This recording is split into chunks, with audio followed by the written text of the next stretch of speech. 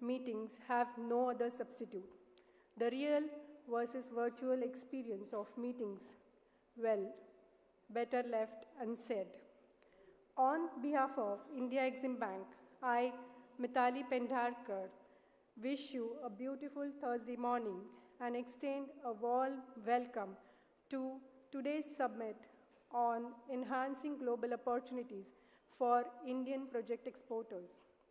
As India celebrates 75th year of independence with a grand Azadi Ka Amrut Mahotsav, we are proud to let you know that this is a milestone year for India Exim Bank. We are celebrating 40 years of operations of expanding horizon.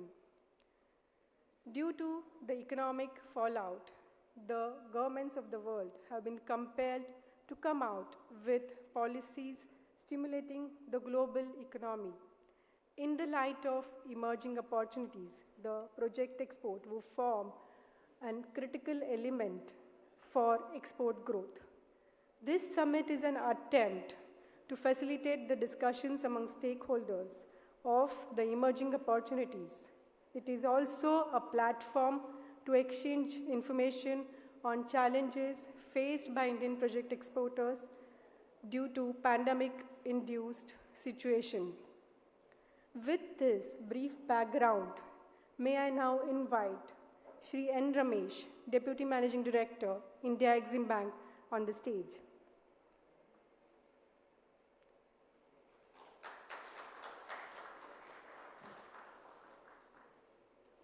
Today, we are blessed to have Srimati Rupa Datta as an honorable guest speaker to give inaugural address.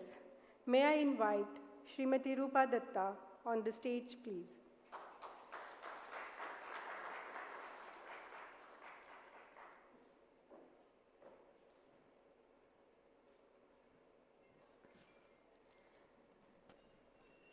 Shri N. Ramesh, Deputy Managing Director, India Exim Bank, is a telecom service officer from 1999 batch. Prior to his engagement with India Exim Bank, he served into a variety of sectors in different capacities. Srimati Rupa Datta is an Indian Economic Service Officer from 1986 batch. She is presently an economic advisor in Ministry of Commerce and Industry. She has served in different ministries and departments of Government of India in different capacities. May I now invite DMD to give his welcome address to the audience.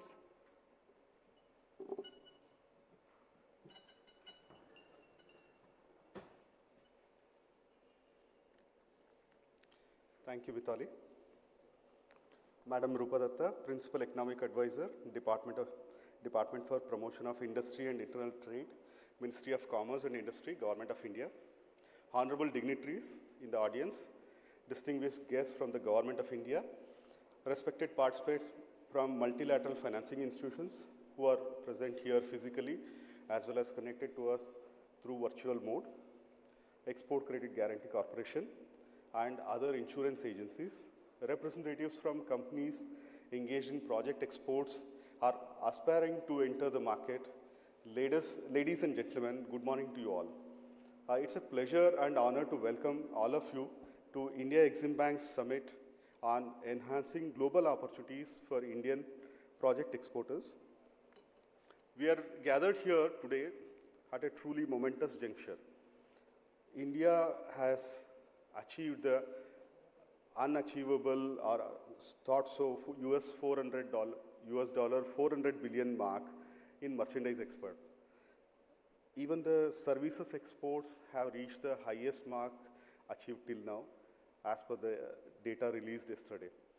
So in this background, and that too with a heightened uncertainties in the global economy, this is an attempt from India Exim Bank side to push the boundaries of our export ambitions and to promote project exports, which is a key facet of the export strategy of Government of India. Project export from India had commenced with a modest beginning in the 1970s. And since then, they have evolved. We have exhibited the expertise in various range of activities. We have undertaken lots of projects where we have demonstrated our technological maturity, industrial capability, both in the country as well as our other beneficiary countries as well. Indian companies are now among the top suppliers in projects funded by the multilateral development banks. In fact, Honorable Commerce and Industry Minister would be releasing the study report which details the level of participation from Indian exporters in projects funded by these institutions. During the period 2017 to 21, the overall value of contracts secured by Indian companies in projects funded by these multilateral agencies was at an average value of $5 billion per year, $5.2 billion per year. And most of it, our maximum number of projects were won through an international competitive bidding. That means Indian companies had won these projects executed in the face of increasing competition from other countries also.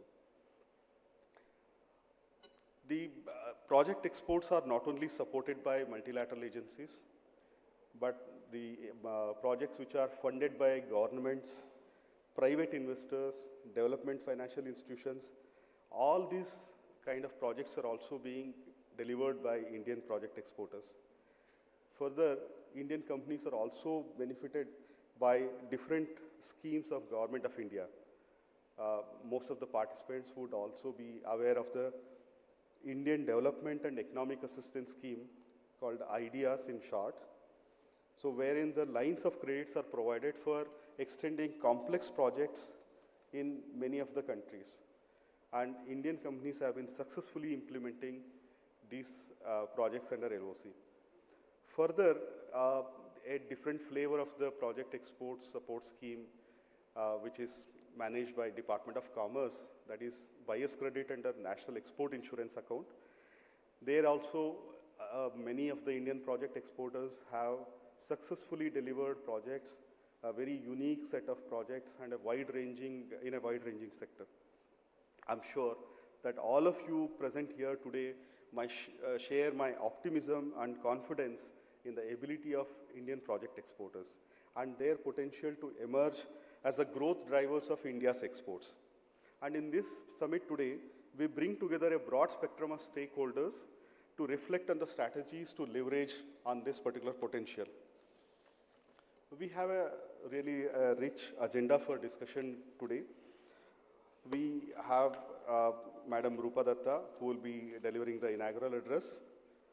She will be highlighting various efforts taken by Government of India to support and boost project exports from the country. After this, there is a panel discussion wherein the speakers from multilateral agencies will be joining us. These institutions are leaders in their respective regions in assisting infrastructure development.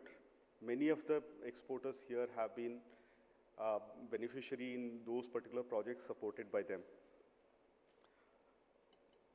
This plenary session we expect would be an important platform for development financing institutions to discuss growing convergence of developmental priorities and provide valuable perspectives to Indian exporters for further intensifying their engagements with these institutions. Further in the day, we have a panel discussion with participation of representatives from insurance companies around the world. We have seen unprecedented circumstances in recent times. It has led to growing economic uncertainty and intensification of various risks in project finance. So there, the session would be focusing on the complementarities of the credit insurance and project financing and the recent developments in credit insurance industry for the demand for medium to long-term insurance covers and the future possibilities of collaboration in this particular area. So we look forward to a meaningful discussion on both project financing as well as credit insurance in these two sessions. We have a number of exporters who have gathered here who had worked extensively in different sectors. We would like to hear from them in continuing sessions where we have segregated into two different sessions. Here, the industry leaders would be sharing their experience in delivering the projects in most of the regions in the world.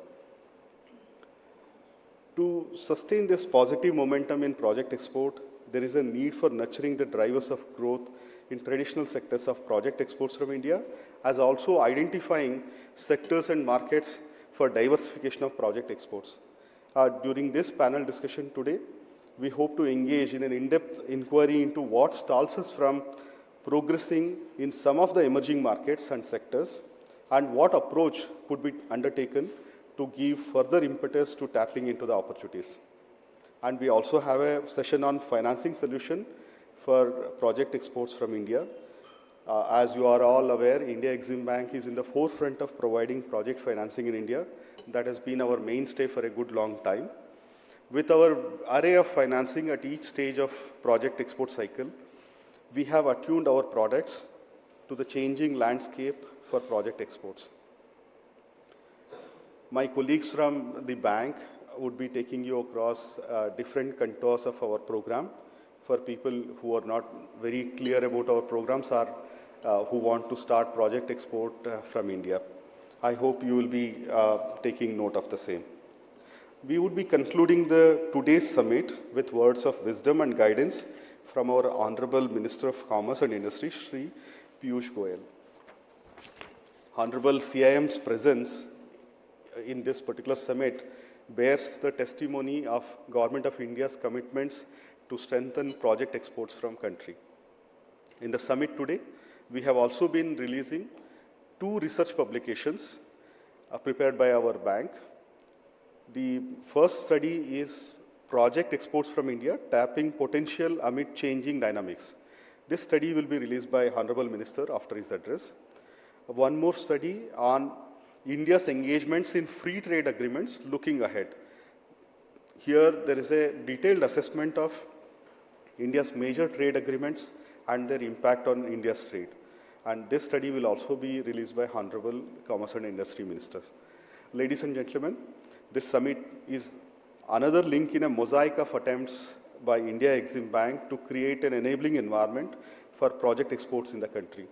This summit brings together a range of stakeholders whose collective wisdom can help devise an ambitious and all-encompassing roadmap for boosting project exports. I'm hopeful that this forum shall not only produce solutions for enhancing project exports from the country, but also help in drawing out practical avenues for their timely and effective implementation. We look forward to a great day here with your active participation. Thank you very much.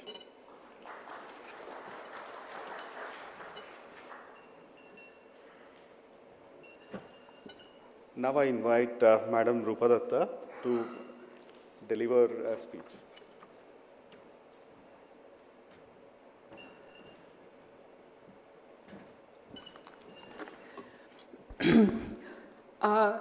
Dear Harsha Bangari, MD of Exim Bank, Mr. Ramesh, Deputy MD Exim Bank, distinguished participants from government, experts from multilateral institutions, export credit agencies, and project exporters. Ladies and gentlemen, I would like to wish you a very good morning. First, I would like to say that, obviously, I would like to thank Exim Bank for giving me this opportunity to interact with all of you, and in a physical format. As it was mentioned, that a hybrid format or the virtual platform, while it was necessary earlier, cannot really substitute for a physical interaction. So, really happy to be here amongst all of you. And I would like to mention that presently I'm working as a principal advisor in the DPIIT. Earlier, I was for about 8 years working with commerce. So I have interacted with Exim Bank on various platforms and forums, and they have several interesting initiatives and several thought processes for improving the entire scenario for improving exports, of which project exports form a very large part. I know you would have many more technical sessions after this, but let me, as part of the inaugural comments, set the tone for today's address. As we all know, we are meeting when the global economy is going through a multiple crisis, whether it is post-COVID recovery or certain other factors which we need not highlight at every quarters, but we know, and there are global factors, and there are issues relating to economy, environment, public health, and global security. So, but given this backdrop, I would say that we are overall optimistic in our perspective in the ministry, definitely, and especially from the trade and the manufacturing perspective.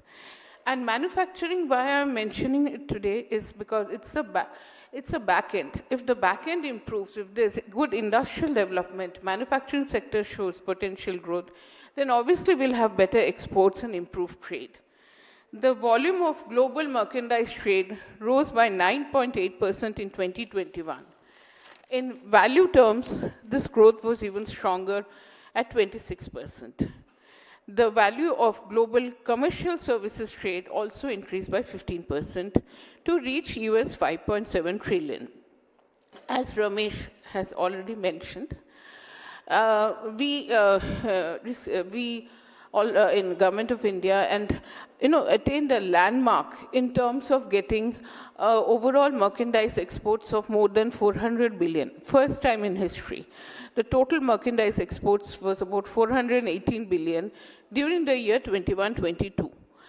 And even the figures for April, which were released yesterday, is showing exports of 38.19 billion, which is an increase of 24.22% over last year.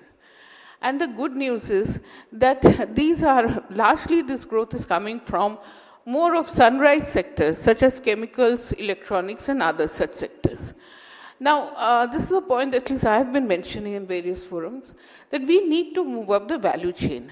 While our exports are doing very well, but for each product, whether it's gems and jewelry, whether it's petroleum products, whether it's textiles, whether it's engineering, iron and steel products, or pharmaceuticals, we need to move on to higher value products and move up the value chain if we have to continue to have focused momentum growth for exports and as well as be relevant in the world today. It is in this context that the project exports become very important because it forms a critical part of our moving ahead. Now, before I go to further details about the activities of Exim Bank and the steps which are being taken by them for promoting project exports, for promoting exports and with specific emphasis on project exports, let me give you a little bit of details of the kind of work which is being done in our ministry, DPIIT, to help in this process. One of our key focus areas in DPIIT is Make in India for the world is our motto. So a number of measures have been taken, such as simplification and relaxation of FDI rules and norms, decriminalization of many acts, reduction of unnecessary and redundant compliances, improvement in the entire ecosystem for doing business, nurturing startup ecosystem. I mean, startups, we have so much of material, we can probably have a separate session on that, which is our focus area, simplified and business-friendly IPR regime, and taking steps such as the national single window system, reduction in corporate taxes, PLI scheme, etc. Besides this, I would also like to mention that government is working for improving the skill set of workers, development of infrastructure, which becomes very critical for project exports, and access of market through FTAs. Now, FTAs, as we all know, already FTAs have been signed with Australia and UAE, and now discussions are being held with UK, Israel, Canada, and EU. So FTAs would also provide a bigger opportunity for our exporters. It has to be a two-way street. It cannot be that only other countries would also try to increase their exports to India, and Indian exporters also have to improve their presence in the rest of the world.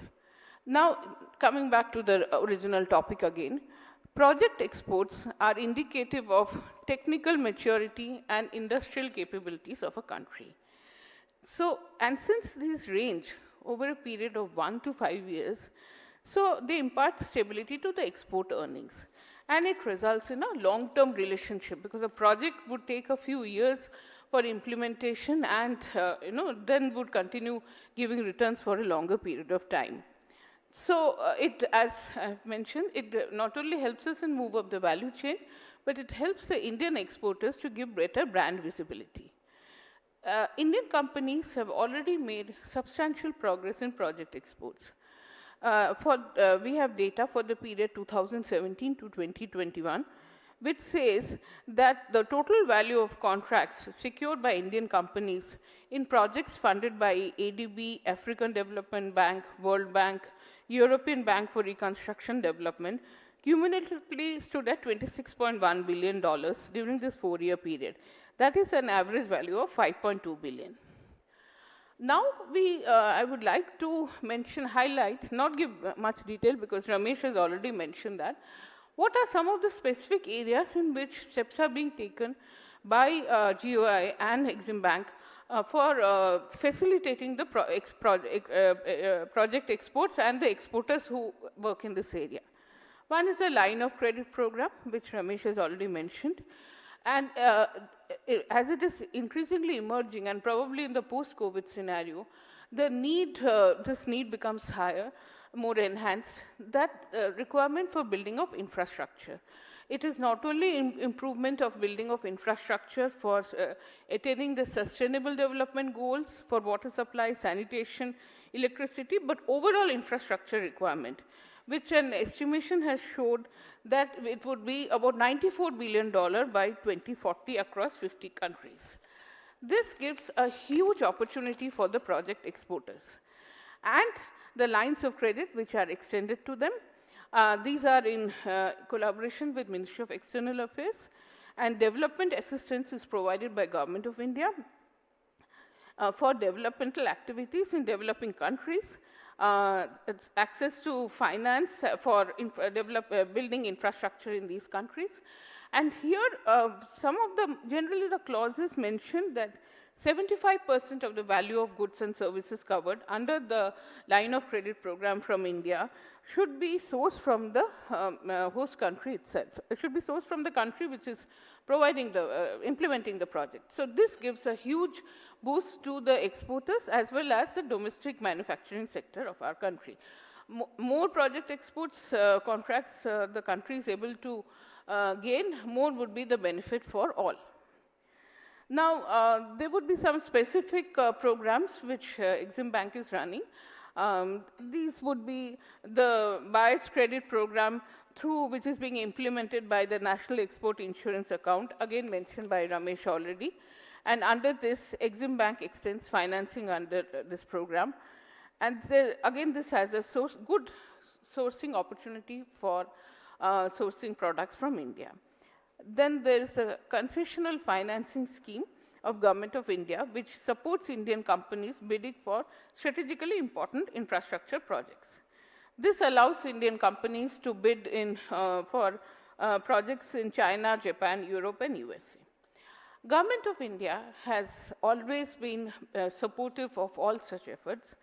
The budget this year the economic survey as well as the budget this year focused hugely on infrastructural issues, and our Honorable FM had highlighted a number of measures for improvement of infrastructure. And this issue has been discussed in the series of webinars held in this regard. And for improving infrastructure, again, I can highlight one program which is being implemented by DPIIT, but which would again help in improving infrastructure and providing the growth of manufacturing is a PM Gati Shakti, which looks at integrated infrastructure solutions and reduction in logistics costs. Again, a step being taken to promote domestic manufacturing as well as exports. Government of India has infused funds. Besides these enabling steps being taken, Government of India has infused funds for both Exim Bank, rupees 3,000 crores, and for NEIA Trust, an infusion of additional rupees 1,650 crores. With a leveraging, this can result in supporting project exports worth 33,000 crores. Besides, Government of India is already a member of several multilateral institutions already mentioned, ADB, European Bank, African Development Bank, and so many other such forums. I would like to conclude by saying that, ladies and gentlemen, while, as I began by saying, while there are issues happening in the global economy and there are other factors, but this is also a very good period of opportunity for all, for both the domestic industry, where steps are being taken to improve share of manufacturing, and as well as exporters, and with exporters of all products, and definitely the project exporters. There's a series of exciting opportunities being opened up. So I would encourage all people, all the exporters especially, and the multilateral institutions to form, to form a platform, look ahead, take positive steps, and see how we can. This is an area which still remains relatively untapped. While good steps have been taken, but it remains untapped. And I do remember the discussions we used to have in commerce, especially for areas like Latin American countries or Europe and Central Asia, where India's share remains, hovering around 1.5, 1.9%. So I would, end with a positive note.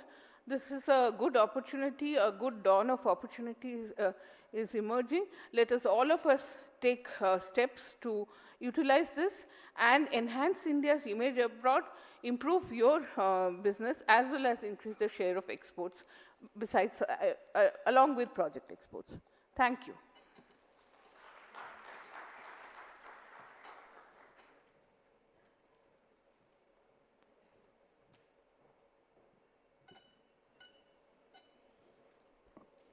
Thank you, sir. Thank you, madam. You would be happy to know that India Exim Bank has adopted a non-traditional way to honor its guests and dignitaries. Instead of presenting perishable flowers, we are happy to know you that we are presenting a Sankalp Taru certificate as a contribution towards plantation of 40 trees in Arunachal Pradesh to commemorate 40 years of Exim Bank's operation. Exim Bank has been supporting Sankalp Taru Foundation through its rural livelihood and community-based and city-based plantation model as an objective of its corporate social responsibility. May I now request Shri N. Ramesh to hand over the customized Sankalp Taru certificate to our honorable guest, Srimati Rupa Datta.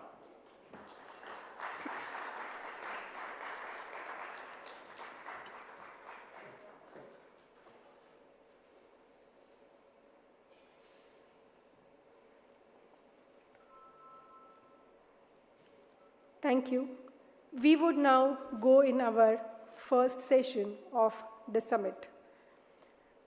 This session is a panel discussion for Indian project exporters, for the opportunities for Indian project exporters in the projects funded by Multilateral Development Institution.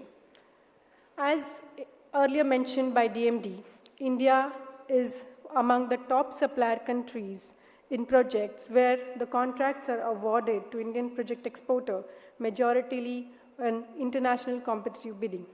This session would help the exporters to get an insight on the emerging opportunities in the projects funded by Multilateral Development Institution, preparation of responsive bids, the best practices followed for the bids from the stages of bidding to the project deliveries, and co-financing opportunities.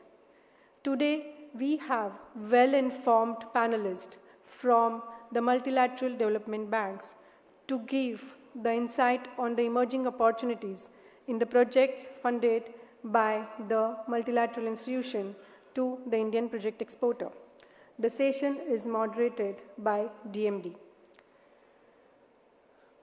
Now, may we welcome on the dais the panelist, Mr. Jackie Ompro, Regional Director for South Asia, Agence France de Développement. Mr. Hajime Taniguchi, Senior Representative, Japan International Cooperation Agency.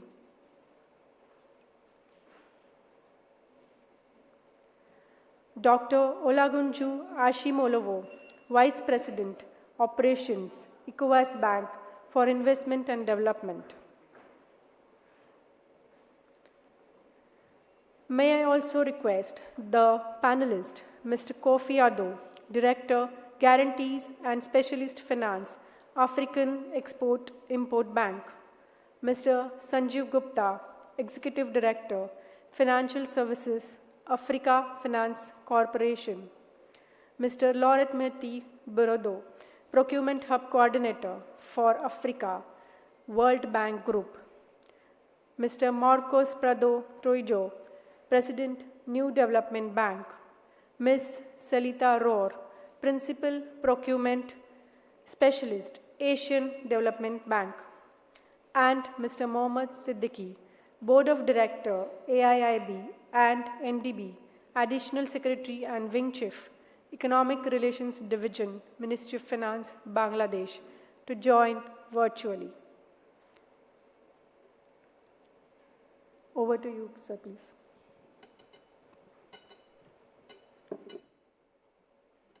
Thank you.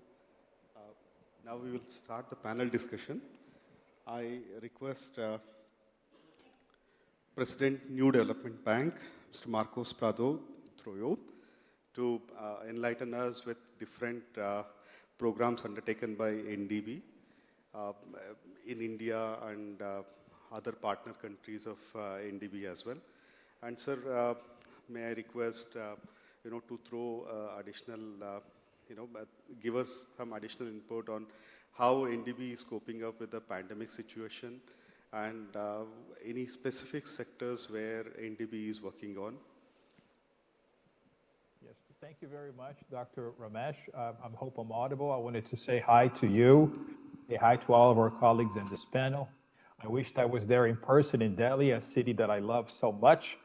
I'm sure it will be sooner rather than later, but in the meantime, send my regards here from Shanghai.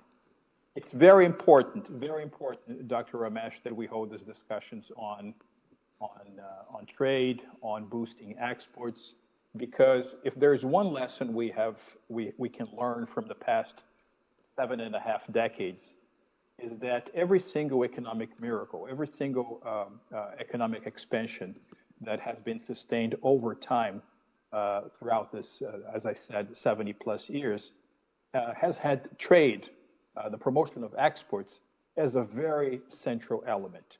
I remember that when I studied economics in the 1980s, as an undergraduate student, there was a debate on whether countries grew because they exported or whether they exported because they grew.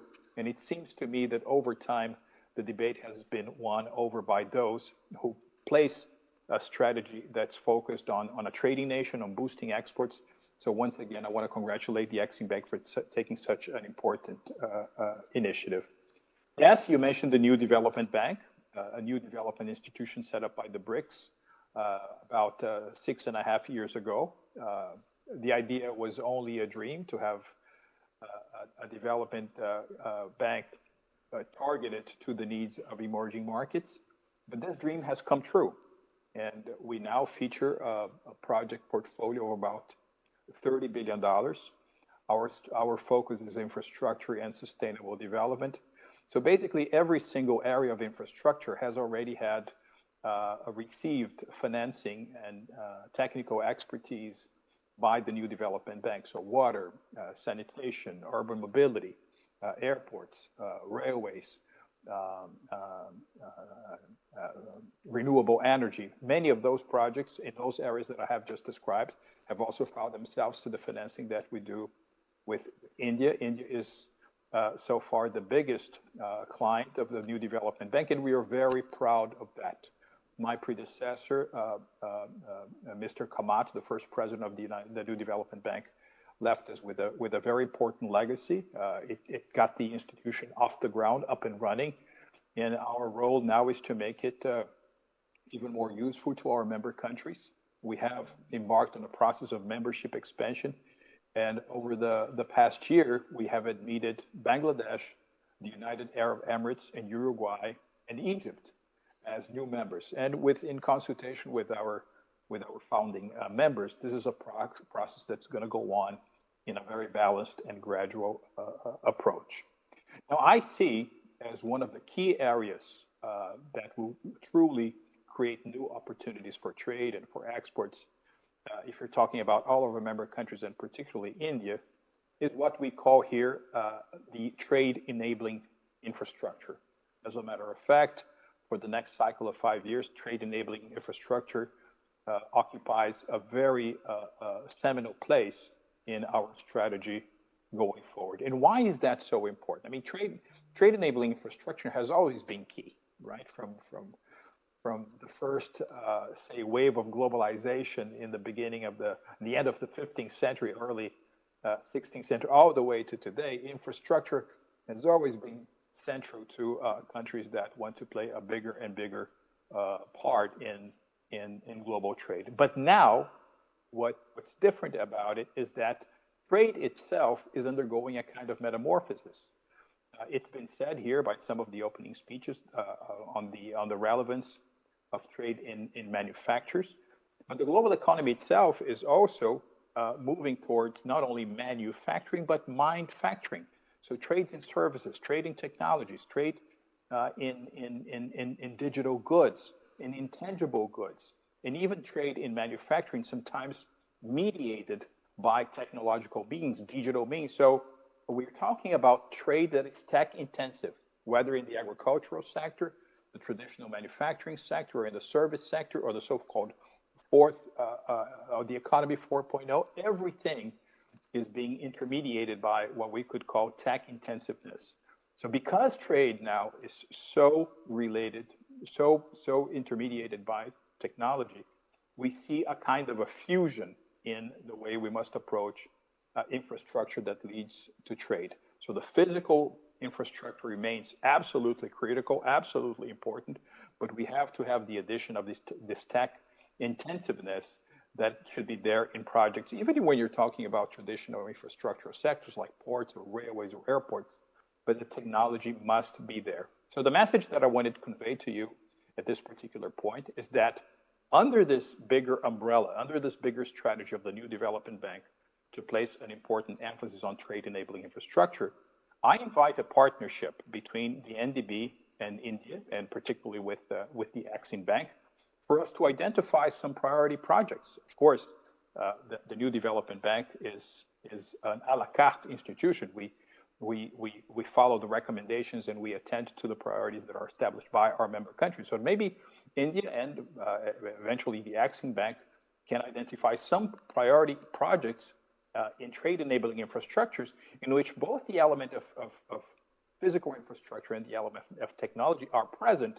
And because more and more we also want to do projects that are organized around the notions of co-financing, this is something that we can also look into to bring other multilateral institutions and perhaps even players in the private sector. And in order to do so at this point, Dr. Ramesh, I wanted to suggest that in the next couple of weeks, our teams sit down together and think about a conference, a summit, a seminar in which we could discuss how our two institutions could partner as far as trade enabling infrastructure financing is concerned. Thank you very much for this opportunity.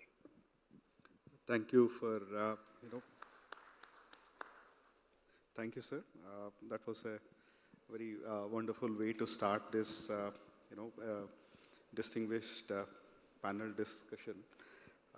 The points you mentioned are very relevant in the sense, infrastructure which gives boost to the trade would be having a multiplier effect, and would be giving a larger value back to the society as well. And the co-financing opportunities has been our central theme with many discussions we have at multilateral agencies. We would be very happy to get associated on a regular level with NDB, and I take your advice on having a separate discussion with both our organization on way forward and additional collaborations between us. Thank you very much, sir. May now invite Ms. Selita Janina Rohr. She is Principal Procurement Specialist in the Asian Development Bank. Madam. Thank you, Mr. Ramesh. Good morning, everybody. Good morning to all distinguished delegates to this important summit, and thank you to the Exim Bank for the invitation to ADB to present. I wish I could be there in person, and I hope it will be soon. So I will give you a brief overview of what the Asian Development Bank is, what are our operations, our portfolio. So let me share my presentation so you can have some data on what ADB is. Is it visible, please? Can you see my screen?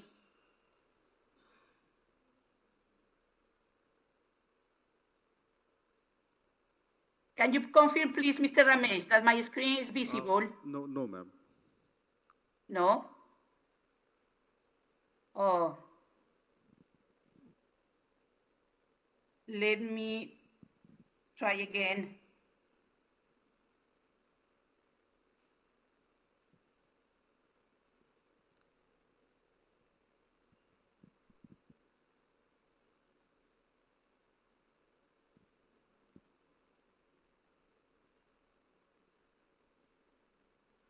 There? Not yet. If you can share the presentation with our team or email or WhatsApp, we'll just display from here itself. Okay, please. Yeah, your team has my presentation. Yes, if they can please display.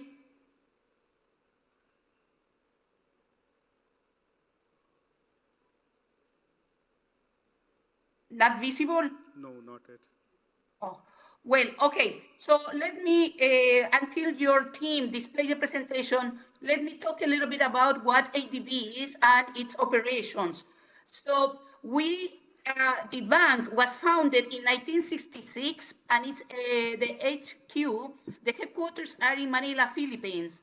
We are composed by 68 members, 49 members from the region, the Asia and Pacific, and 19 members that are non-regional from Europe, North America, Australia, New Zealand, etc., and Japan. And out of these 68 member countries, 41 members are borrowing from ADB. And we have more than 20 resident missions across Asia and the Pacific. What we do, our main instruments are loans, grants, technical assistance, equity and guarantees, and the biggest borrowers in the bank till 2021 that the annual report is already out to the public are India, China, Pakistan, Bangladesh, and Indonesia. We have, in terms of operations, we have 5 regional departments. The Central and West Asia, and this region has 23 billion US dollars. The East Asia, which is China, Mongolia, with a portfolio of $14.8 billion. South Asia, which is the largest among the 5 regional departments, and where India is, has a portfolio of $34.5 billion US dollars, and Southeast Asia, $27 billion, where Philippines is. And we have the smallest region in the Pacific, which is conformed by 14 Pacific Island countries with $3.2 billion US dollars. So in 2021, because of the impact of the COVID-19 pandemic, certainly that affected the main sectors where we operate. So transport and energy reduced a little bit as compared to the investment in 2020, whereas the water sector, agriculture, and other sectors, especially health and education, went up because obviously the requirements in terms to combat and to support the efforts of the governments to control the pandemic. So it's very important to highlight that in terms of the trade of who are the countries who are getting the more number of contracts and an amount, and I'm happy to tell you that in 2018, 19, 20, and 2021, India has been among the 5 top countries for the procurement of goods, works, turnkey contracts, and consulting services. The other countries are China, Philippines, Bangladesh, USA, Vietnam, Hong Kong, Turkey, Indonesia, but a straight line is that India continuously, in the last 5-6 years, is among the 5 top countries selling goods, works, and consulting services. The 5 top suppliers in India involved in goods and works. We have companies like Larsen and Toubro, BML, NCC, Kaltaparu, KEC, and other contractors. And these contractors and companies, they are intervening and bidding and getting contracts for in the transport sector, in the energy sector, in water, and other municipal sectors, and in agriculture, natural resources, and environment, and also in a small proportion in soft sectors, which are social sectors like education and health. And in 2021, the latest figure that we have for the India contractors in goods and works, we have that altogether it's been an amount of 14 billion US dollars. So it's very important participation in the market. Madam Whereas Salita, in terms of consulting services... Sorry to interrupt, Madam Salita. Yes. We're able to see the presentation on the screen. We're just in the slide where you were mentioning about the Indian companies who have been working with ADB for their projects. Thank you. All right, that's much better. All right, so as you can see on the screen, from 2017 to December 2021, the Indian contractors and suppliers in the whole market portfolio of ADB, in terms of selling goods, works, EPC, turnkey contracts, are for 14.2 billion US dollars, and those are the companies who are getting more contracts. The next one, please. Whereas in terms of consulting services, it's a very important input for the formulation and implementation of the projects. So consulting services, technical assistance for the design of projects, for the preparation of projects, for the due diligence, feasibility studies, construction supervision, and contract management of the entire project cycle. So we have that India consulting services, the first 5 top consulting services are there in your screen, and again, in all sorts of the sectors where we operate, finance, including high-level technology, financial management, water, energy, education, health, all across the board, in all sectors, Indian consulting services are participating. And in the last 5 years, it's 360 million US dollars in total for this type of intervention. Next one, please. So why to pursue contracts with ADB? Because as you know, as a multilateral development bank, we can give the confidence that the financing will be there when the payments are due. And we have opportunities in more than 40 countries where we operate in Asia and the Pacific. So it's lots of opportunities and all sorts of investment projects. it's rapidly growing economies where we operate. So these are the opportunities for the exporters in India. And in terms of the procurement, as all of my colleagues of all other development partners, we apply international recognized best practices in terms of the procurement processes. And we also exercise very strong oversight in terms of how the procurement processes are carried out in terms of due diligence and according to the procurement arrangements that are in the legal agreements. Next one, please. So in your screen, you have the procurement cycle, and the outer cycle is the programmatic cycle. So we operate with the countries, starting with the country partnership strategy. So this is the main document in terms of the agreement between the government of the country and ADB. So where the country needs to define the priorities for development, the interventions for the next 5 years. So it's a 5-year rolling cycle, and indicates this document the development priorities where we will support. And then it comes the business opportunity, the COBP, the Country Operations Business Plan for each country. And all these documents are posted in our external website. You will see the links later in the presentation where you can reach every single document. Because of the public information policy, all documents are available publicly. So then when the country has determined the list of the projects, the specific projects in each of the sectors, so each project is being conceptualized and formulated. And then we need consultants.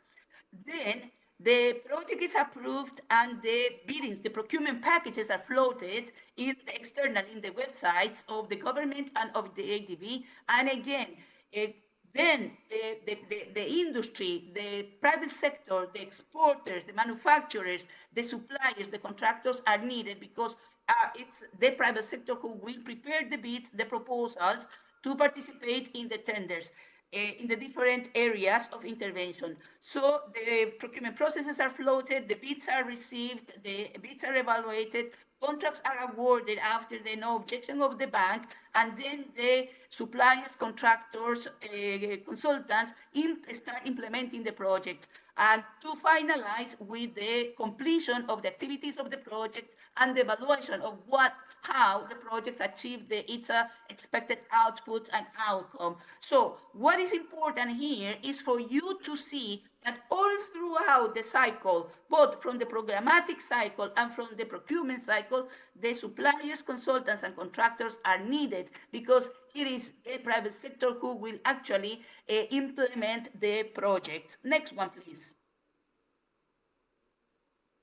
So which type of opportunities? As I said, and you saw in the slides, I guess that the material will be shared with the participants because the first slides were not visible. So in every single sector, transport, energy, water supply, municipal services, education, health, now COVID-19 area, we have opportunities for the supply of equipment, all sorts of equipment, machinery, IT equipment and software, hardware, software, furniture for hospitals, for schools, for universities. In terms of civil works, it's a wide range of activities, from roads, highways, bridges, irrigation canals, schools, power plants, airports, pump stations, water treatment plants, heating plants, etc. And in terms of the consulting services, as I said, it's from the beginning of the conceptualization of the project with the feasibility studies, the due diligence studies, as how the project is it really the likelihood of success of the project is there. So all these type of studies are done by consulting firms. Then construction supervision, contract management, and a lot of knowledge products in all sectors are for the consulting services. And now, since the last procurement reform in 2017, we separated the non-consulting services. So this is an also interesting area for this type of suppliers and service providers, like, for example, healthcare facilities or healthcare services in the health centers and sub-centers. These are tendered as non-consulting services, as well as translation, event management, etc. Next slide, please. Next slide, please. Okay, as Mr. Ramesh mentioned in his initial speech, our preferred method for the procurement of our opportunities is the open competitive bidding, either at international and national level. In India, because the market is so developed, normally it will be at national level, but the preferred method obviously is the open competitive bidding international level. There you have, there's no need to go through, you will get the material, the other procurement methods. Next one, please. So these are some hints for you when you are participating in competitions in finance projects by ADB. Bear in mind, these are the typical mistakes that we see in the bids. That the bids are not signed, the letter of bid not signed by the person who is authorized to sign. There is no bid security, or there is no bid security declaration if required. The bid security is not as requested. Lack of supporting documents. When there is a joint venture agreement, the audited financial statements, these are lacking in the bid. Or the bids are incomplete or partial bids. If the tests are required, so the tests must be in the bid. If there is conflict of interest, this is very critical, very sensitive issue, and all conflict of interest needs to be disclosed. And if we are running the single stage to envelope bidding procedure, which is the most common use in India and in South Asia, as a matter of fact, so the price bid must be in a separate envelope, either if the process is carried out manually or electronically. Either way, it has to be in a separate envelope. So all these are the main or the most recurrent mistakes that we see in the bid. So please bear in mind, if you're competing for ADB finance projects, to check that the bid is properly prepared and submitted. Next one, please. For us, as well as for all multilateral development banks, the anti-corruption policy and the guidelines is very important, and ADB keeps a zero-tolerance policy against fraud and corruption. So in all our procurement processes, there are enough provisions that govern and regulate the fraud and corruption. The guidelines and the policy are also posted in the website. Next one, please. In terms of consulting services, we hire consulting firms or individual consultants or staff consultants. And also, this can be at a national or international level. It's very important for you to know that the new procurement policy of ATB allows something that was never before in terms of consulting services, which is that the consulting service, when the consulting firm prepares the proposal can include individual consultants from non-ADB member countries. So we are composed by 68 member countries, and eligibility is a must because, let's say, Brazil, South Asia, Romania, Polonia, Ukraine, Russia, they are not Greece, they are not members of the ADB. But in consulting services, since the 2017 procurement reform, we allow that the consulting firm itself must be incorporated in an ADB member country. But if needed, according to the specialization of the terms of reference, they can include individual consultants from non-member countries. So this is very important for you to bear in mind if you are competing for consulting services. Next one, please. And how to compete to get the contracts for consulting services. So it's very important that if the company is newcomer, that they find out, they inquire with the project officers in ADB. Every single opportunity has an ADB project officer tagged to the project and tagged to the opportunity. So to get more information about the project, about the conditions, the situations now, because of COVID-19 pandemic, there are a series of health and safety requirements that all participants, either suppliers, contractors, consultants, they must put in place to keep health and safety provisions. So to get to know what is the environment, the background of the project that you want to participate in, and to be able to prepare a strong technical proposal that will pass the test and be technically responsive and to compete in the second stage. And it's very important for any process that if the bidding document is not clear, you ask questions.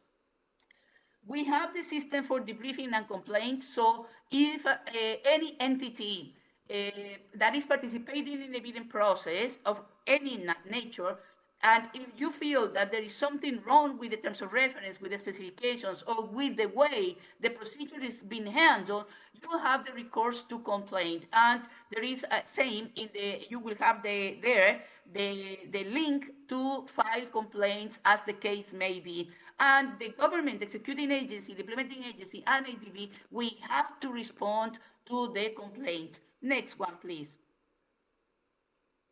So these next slides are showing you how to find opportunities. So in the main page of ADB, adb.org business, you will have these tabs, and you click work with us, and you will have the business center and the operational procurement and the project and tenders. So these are the tabs that you want to explore, because here you will find all the information regarding the active projects and the active procurement packages that are available for the market, with all the details. So with the invitation for bids, or the request, the expression for interest, or advanced contracting notices, or the general procurement notice, alerting the market, the private sector, what opportunities are coming and will be launched soon. So these are the very important links where you need to please explore and get familiar, so you will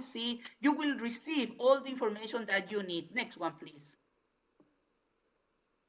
So this is the business center, and here we have put a lot of effort the last 2 years to really offer to the private sector and to the government all the information that is needed in terms of the ADB business opportunities. So the hows, the do's, the do nots, the policy, the regulations, the procedures, the guidance notes, 26 guidance notes, the standard bidding documents for all type of procurement. So here you will see, if your consulting service from consulting firm, you will have all the information on how to become a consultant in ADB and where to find the opportunities for the area of your company. Same for contractors, same for exported manufacturers, etc. Next one, please. Madam, yes. Sorry to interrupt. Can we speed up a little bit? Yeah, I have only these 3 more slides that show again where to find the opportunities for the operational procurement. As I said, here you will have all the procurement plans for all projects, advanced actions, who are qualified contractors, which companies have won contract. This is very important. So you will see with whom you can joint venture to prepare joint venture bids and the bidding procedures, etc. Next one, please. This is the tenders. So these are the actual invitation for bids that you will see, that you can sort in your left side column. You have several filters where you can sort per country, per sector, per type of opportunity, and the database will populate all the active invitation for bids. Next one, please.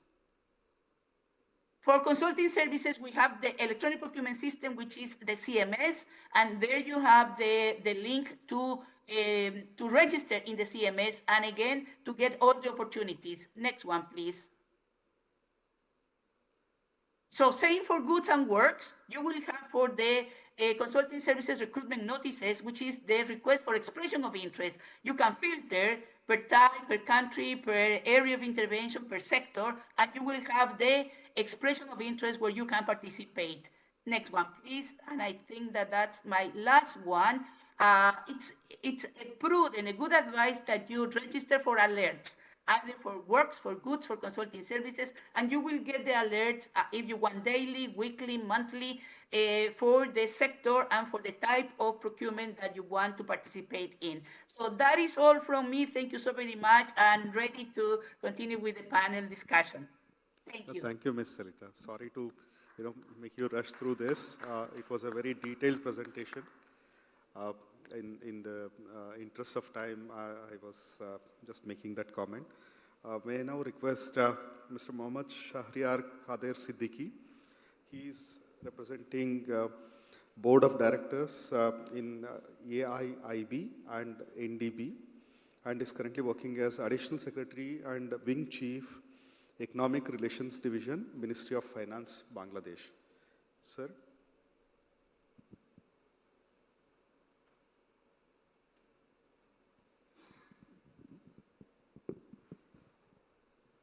Thank you very much, Dr. Ramesh. Am I audible?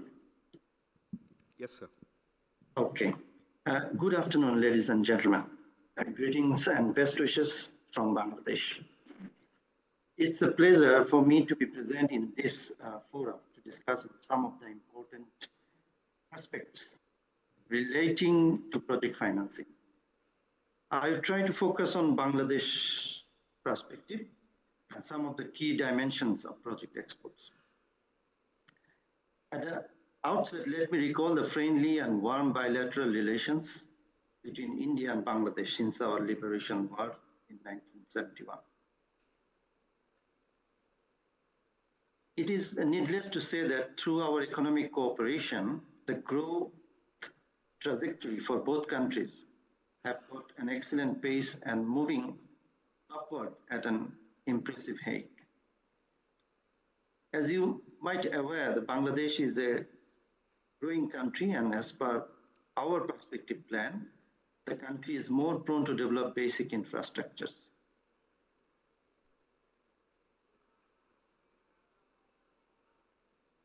During the recent years, Bangladesh is continuing its economic development. Although, like other countries, Bangladesh is highly hit by pandemic situation. However, the country in the South Asian countries was the only country to show positive growth.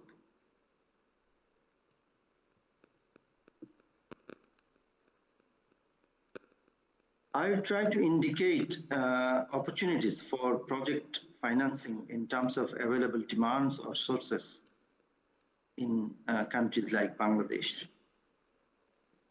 Bangladesh government touches high importance of inclusive growth.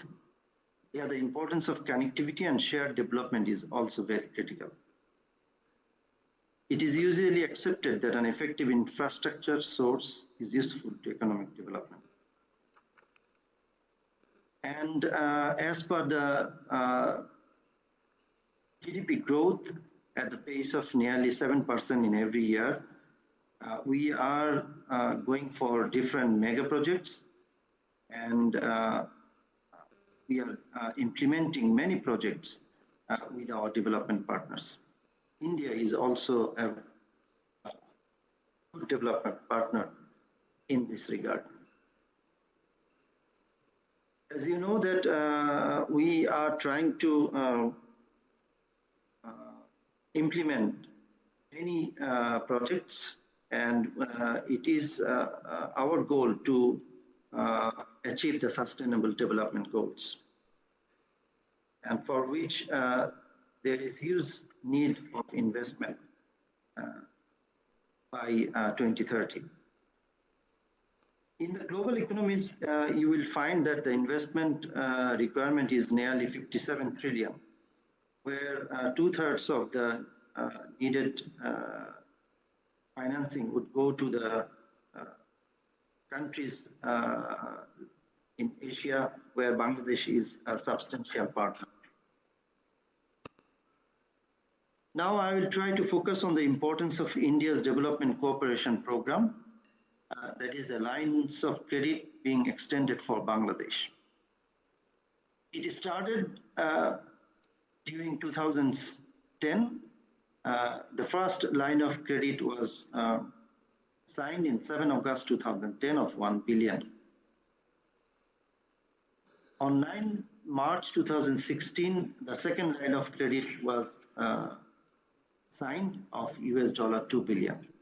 And in 4th October 2017, another line of credit agreement was signed for 4.5 billion. I'd like to mention that with the continuous effort of all the parties, especially the implementing agencies of our line ministries, we have successfully completed 14 projects out of 42 projects, and 28 projects are in different stages of implementation.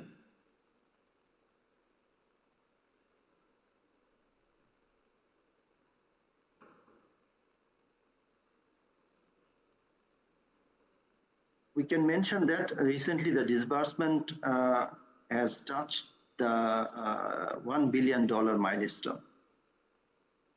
As you know, that managing use portfolio is not very easy. However, implementation of first LOC was comparatively easier for us, as most of the projects were supply projects. In second and third LOCs, we are having more and more construction projects.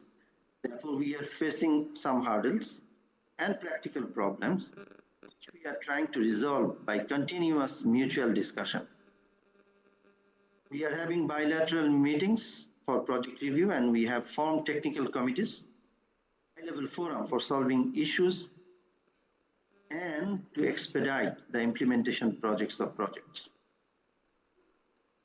Even we have decided to prepare a standard guideline for ensuring smooth and timely implementation of LOC projects. And a draft is now under consideration for both the countries. Let me inform you that during the review of technical issues, we have tried our best to find out suitable ways to get advantage of grace period, desired repayment period, and to have separate amortization schedule for each project under already signed LOC agreements. And we have also decided to rationalize the project lists of LOC 1, 2, and 3, as we observe that some of the projects, in some cases, needing additional funds in one hand, and some of the projects are facing unusual delays in different stages of preparation and implementation. However, we are in a continuous process of bilateral and technical discussions to overcome all these hurdles to ensure optimum utilization of LOC facilities, get the desired benefits for both the countries.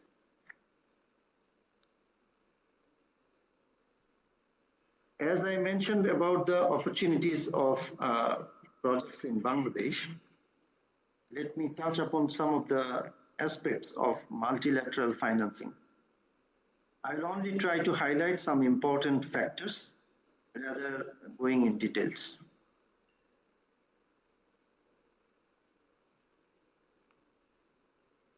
For the multilateral development funding projects, a significant part of the total project that is being implemented under World Bank, ADB, and other development financing partners initiative in Bangladesh is going on. And we are also taking many projects for fulfilling our goals.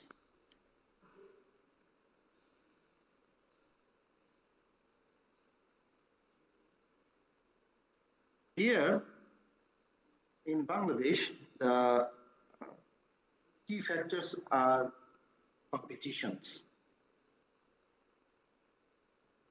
you may kindly consider that for MDB funded projects, most of the awarded projects are being awarded through competitive biddings, as being indicated by my previous speaker from ADB, that we need to follow strict processes where there are many competitors like Japan, China, South Korea, India, Turkey, Thailand, and other countries across the region.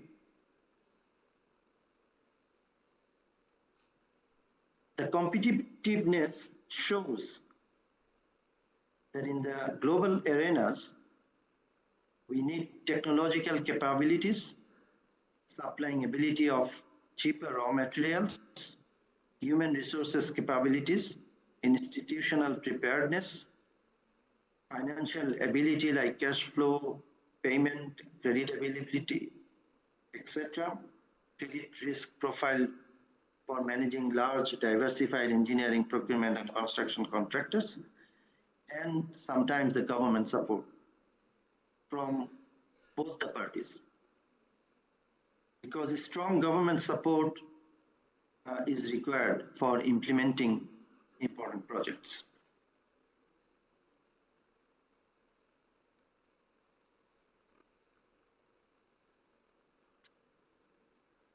Now, some of the important factors that I will try to touch upon in the developing countries like Bangladesh, where we are facing some risks in terms of project financing that is being done by different development partners.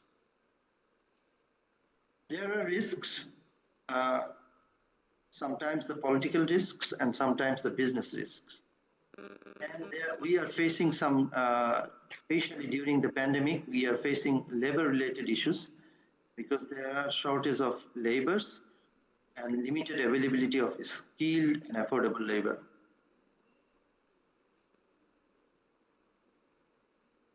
Given the scenario, it is being understood that long-term effective strategies is required for project financing.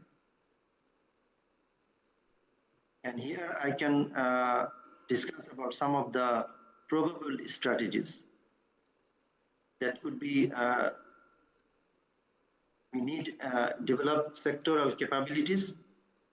We need to think about diversifying the markets for project exports. We need to think about strengthening export credit agencies. And we need to think about infusing more financial capabilities in the development sectors.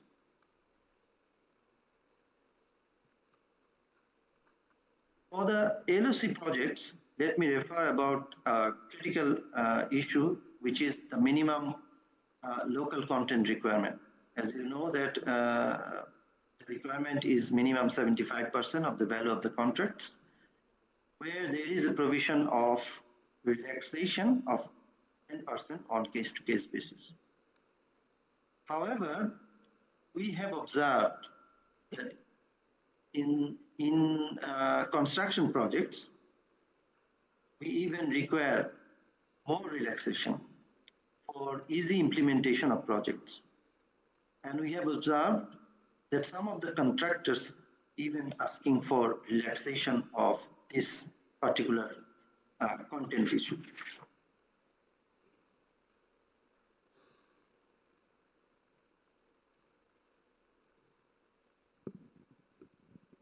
There are some other problems which we have faced, especially during the pandemic, which is related to visa issue. And some of the cases we have found that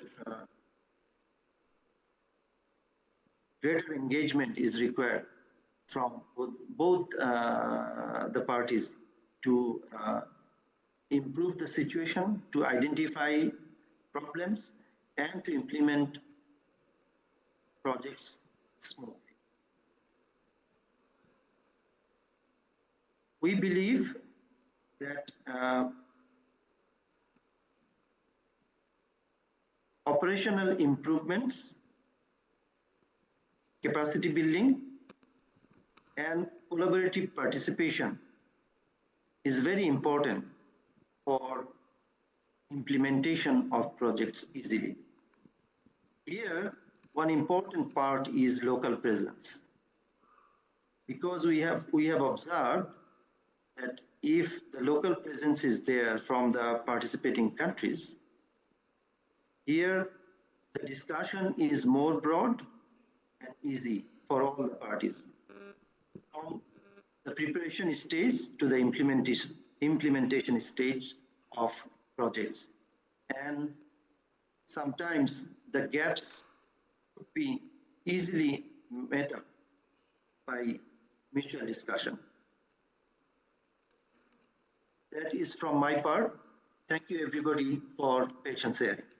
Thank you, Mr. Siddiqui. I think we were given a reality check on the projects being implemented in Bangladesh with maybe under LOC program or with different developmental institution assistance as well. Now, shall I, with the permission of the speakers available here, I would like to make a small jump in the speaker list. Mr. Sanjeev Gupta, Executive Director, Financial Services from Africa Finance Corporation. Sir, may I call upon you to present your case? Mr. Hi, Sanjeev Ramesh, Gupta. can you hear me? You can hear me? Yes, sir. There is slight feeble voice being heard. Okay, let me just put on the headphone 1 second.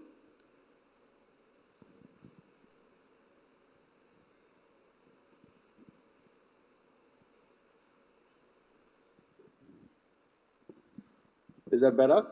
Yes, sir. Yes, sir. Hello, is that better? Ramesh, can you hear me? Yes, sir. It's very clear. Okay, thank you very much, Ramesh, for allowing me to come up the ladder. And my apologies to my fellow speakers for doing this to them, because I'm sure everybody was waiting for their turn. So it's never nice to jump the queue. Ramesh, thank you very much for inviting me. And I think, to me, certainly, this is a pretty unique panel, because it brings together so many of the global multilateral institutions onto one stage and allows one to obviously appreciate what each one is doing. It's also a unique experience for me, Ramesh, because, as you know, I'm originally from India. I was born there, but I left India a long time back. And it's kind of a weird feeling to be talking about a foreign land, Africa, to my fellow Indians. So I hope I can sound authentic enough and genuine enough in talking about my adopted homeland. So as far as Africa before Finance you begin, Corporation... Can you please put on your video, sir? We are not able to see you. Can you see me now? Yeah, now, yes. Yeah, as you can see, you haven't missed much, so that's okay. But be as it may, so maybe I should just spend a minute or two introducing Africa Finance Corporation, and then I'll quickly touch on some of the areas where we think we can work together. So I was hearing the panelists before me, and it struck me that Africa Finance Corporation is actually quite a new chapter, if you like, in the way it was created and what it does. Because when it was created, Ramesh, 15 years back, it was actually created as a multilateral institution with African capital for a change. In other words, it was the first institution ever that I've been told was created on the African continent with domestic capital supporting it. Domestic capital, not global capital. And that kind of creates its own paradigms, as you can imagine, because from the very start, it had a huge amount of ownership, accountability, responsibility, and more importantly, long-term commitment towards the continent. Because when it's your own capital working on your own region, you tend to be more long-term, less fickle, less volatile, right? And I think that has kind of influenced how AFC has worked over the years. So as I speak today, 15 years down the line, Incidentally, it is our 15th year anniversary celebrations next week. So 15 years down the line, where we are today, is actually quite an impressive picture, because we currently have investments across 34 or 35 African countries. For us, Africa, incidentally, also includes North Africa. So we have investments in Egypt, Tunisia, Morocco, et cetera, et cetera. So we have invested in 34 or 35 countries. We have deployed more than $12 billion in actual capital invested in projects during this period. Our focus has been across the spectrum of what we call the opportunity set in Africa.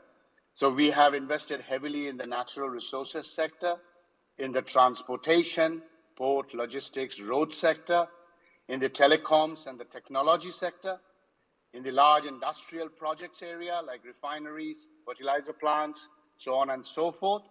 And we have also done a lot of work in terms of providing sovereign financial assistance to governments. We provided trade lines of credit to local financial institutions. So in other words, it has been a very all-embracing, all-encompassing type of strategy, supporting the continent and its needs. As we all know, the continent has always had billions of opportunities, zillions of ideas, but limited capital to support it. And what we have tried to do is to be that bridge between clearly the opportunity set and on the other side, the need for capital. You'll be pleased to know, Ramesh, that during this period of operating across what is a very difficult environment, as people will usually tell you, we have maintained a very high credit rating. We are rated A3 by Moody's, which makes us the second best rated institution on the continent and gives us access to virtually every global market. So today our funding is hugely diversified across the various capital markets. We have raised money across every region that you can think of. And I'm particularly and personally thankful for the support that you guys have given us recently and the support you continue to give us. So when it comes to working with Indian business and India's strategic interests, Ramesh, to me, it's a bit of a deja vu stuff, because as you know, the India relationship to Africa is historic. It goes back hundreds of years, right? Trade has been happening between India and Africa forever, and it continues to happen. As institutions, and you will know that well, we have been part of a lot of vendor financing type of transactions with the Tatas, the Mahindras, and so on. We've been part of funding EPC work with the Shapurjis, Palunjis of this world, and Kalpataru, etc. We have also directly financed Indian companies' interests in mining, telecoms, and other industries in Africa, both from a project finance point of view and corporate finance point of view. More recently, because of our own strategy of creating value beneficiation within the continent and process the primary goods within the continent, we have been setting up special economic zones and trade areas, and a lot of Indian companies have come and set up there, and we have supported them. So that's why I use the word deja vu, because it is business as usual as far as us working with India Inc. is concerned. But I also believe, and that is a point I wanted to make in this forum today, given the audience that we have, that to a very large extent, I think we have done the easy bits, the obvious bits. And I don't think, and I really want you to think about what I'm going to say, I don't think that as multilaterals in Africa, as India's business interests on the Indian side, we have done justice to 3 or 4 things yet. One is we haven't done justice to India's needs, India's huge amount of resource needs. How does Africa position itself to be that supplier to India's needs? The second is, I don't think we have done justice to Africa's potential in terms of what it means as a market for India's products. Because we got 1.5 billion people growing at a faster rate than anybody else in the world. We're going to have the highest number of young people in the world by 2030, all of them below the age of 21, and they will need to be fed, they will need to be provided shelter, healthcare, basic amenities of life. And it's a huge market. And I think India Inc. needs to look at that. Because to me, Africa's relevance is not just resources. And resources is huge, as you know. It's huge amount of resources that Africa controls, and India and Africa needs to work together. But it's also about the market that Africa provides. And as COVID told us, and as Ukraine has proven again, the issue of supply chain constraints is a huge one. And I'm hoping that one day we all realize that half of Africa today, is actually part of the Indian Ocean coastline. That is how big the Indian context to Africa is, right? And if we are not going to do justice to the opportunities between the two regions, and thereby manage the geopolitical issues that we all want to handle better, I think we would have lost an opportunity. So from my side, as AFC, what I see ourselves doing is to be that preferred platform, if you like, the platform that Indian businesses approach, not just to look for opportunities, which we have a lot, but also to co-invest with them, because we do want to put money behind you, and more importantly, to take some of the early stage project development risks that private sector typically doesn't like to take, or foreign investors typically shy away from. We would like to take projects with you where we can de-risk and calibrate the whole risk profile so that some risks that are palatable, you take, some risks that are not palatable, we take. And that's how I see the collaboration going forward. Because I'll just end by saying this, Ramesh, and it needs to be said again and again. That is the biggest irony in this world. When anybody comes to the African continent, they are floored, they're amazed by the amount of opportunities, the amount of potential. Yet, when investors come to look for projects, they battle to find bankable projects. And that cannot continue, which is why institutions like us are playing the role of bringing opportunities, or policies for that matter, into bankable projects for investors to work with. So from my side, it's not the funding that India brings, it's the technology, and also tongue-in-cheek comment, you know, for most of us, Africa represents quite a chaotic region, and for most of us, India represents a very chaotic country as well. So I think there is a lot of synergy between chaos management between the two regions, and that would probably make us succeed together better than if we were to form relationships with other regions. So thank you, Ramesh, for the opportunity. And again, I apologize that I jumped the queue, which is very Indian of me, I know. So sorry about that. Thank you.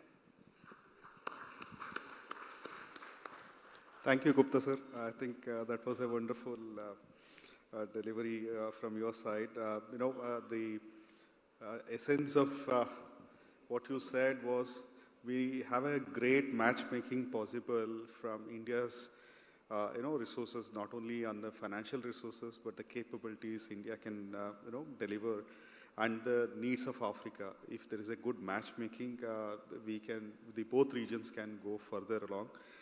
In fact, I think most of our exporters, corporates in this forum may be very happy to listen.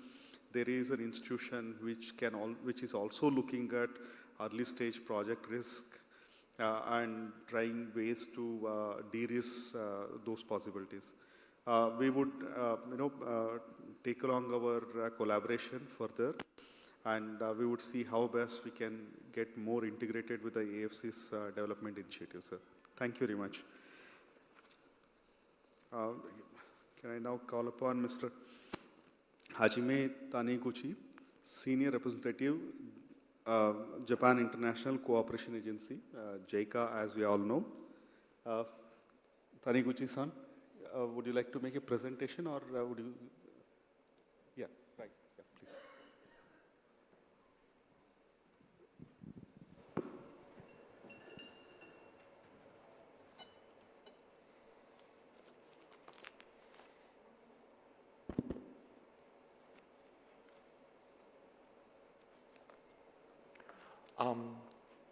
This is Taniguchi from JICA, Japan International Cooperation Agency, India office.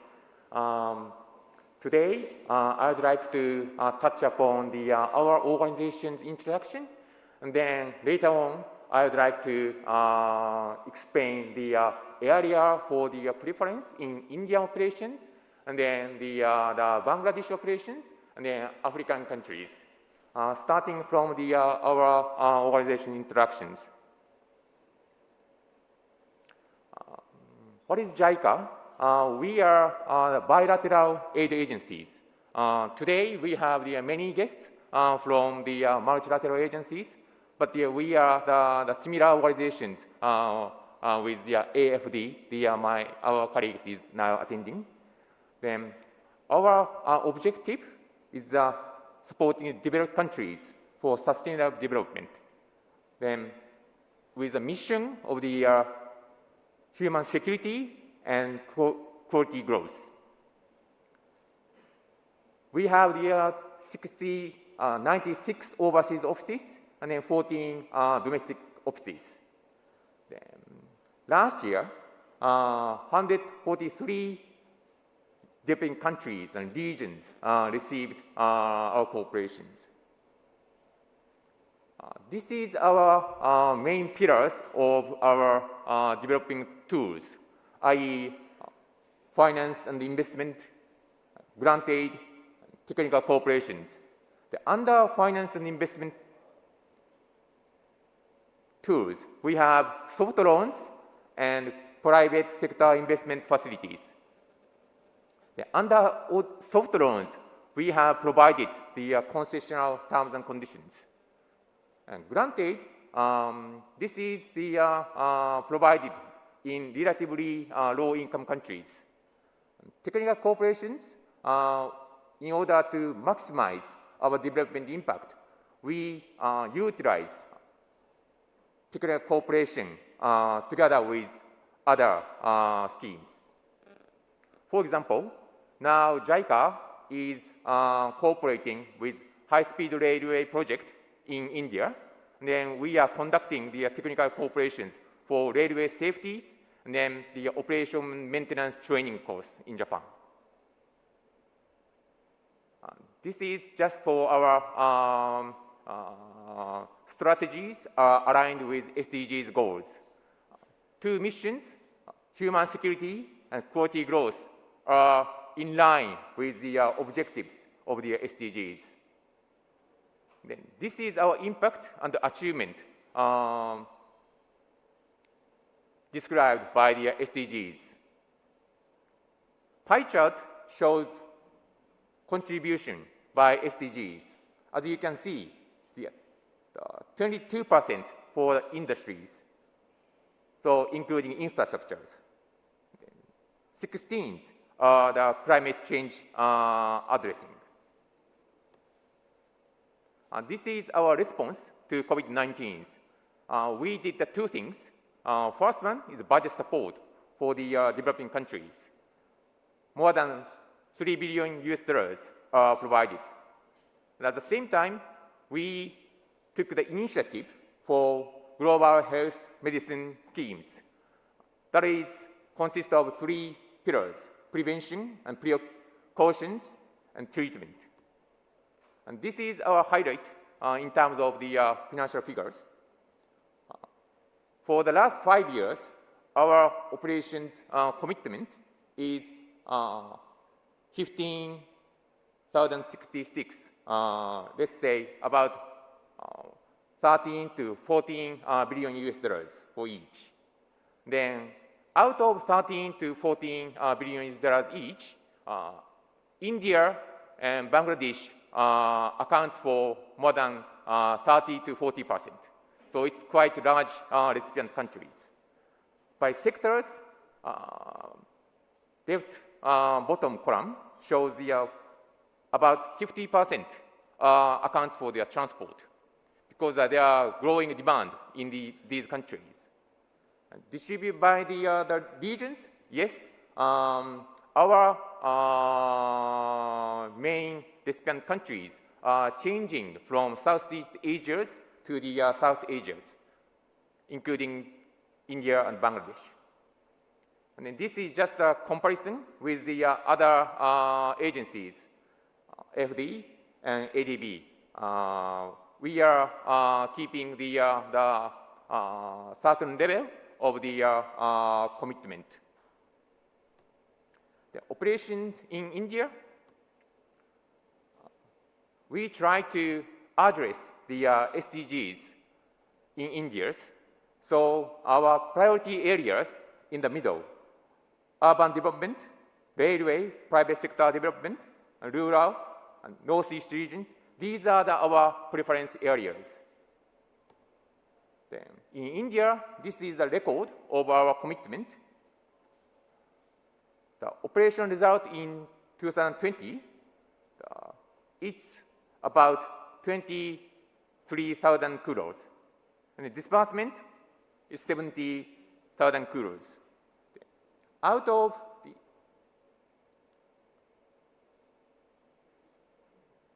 23,000 crores, the transportation sector is the majorities. The under transportation sectors, DFC, road, high-speed railway, accounts half. This is our project maps. So we are supporting the metro project in 6 big cities. Most of them are complete. Most of them are under constructions. We have been long relationship with the Delhi Metro, especially. This is DFC project, linking from Delhi to Mumbai with new dedicated freight lines.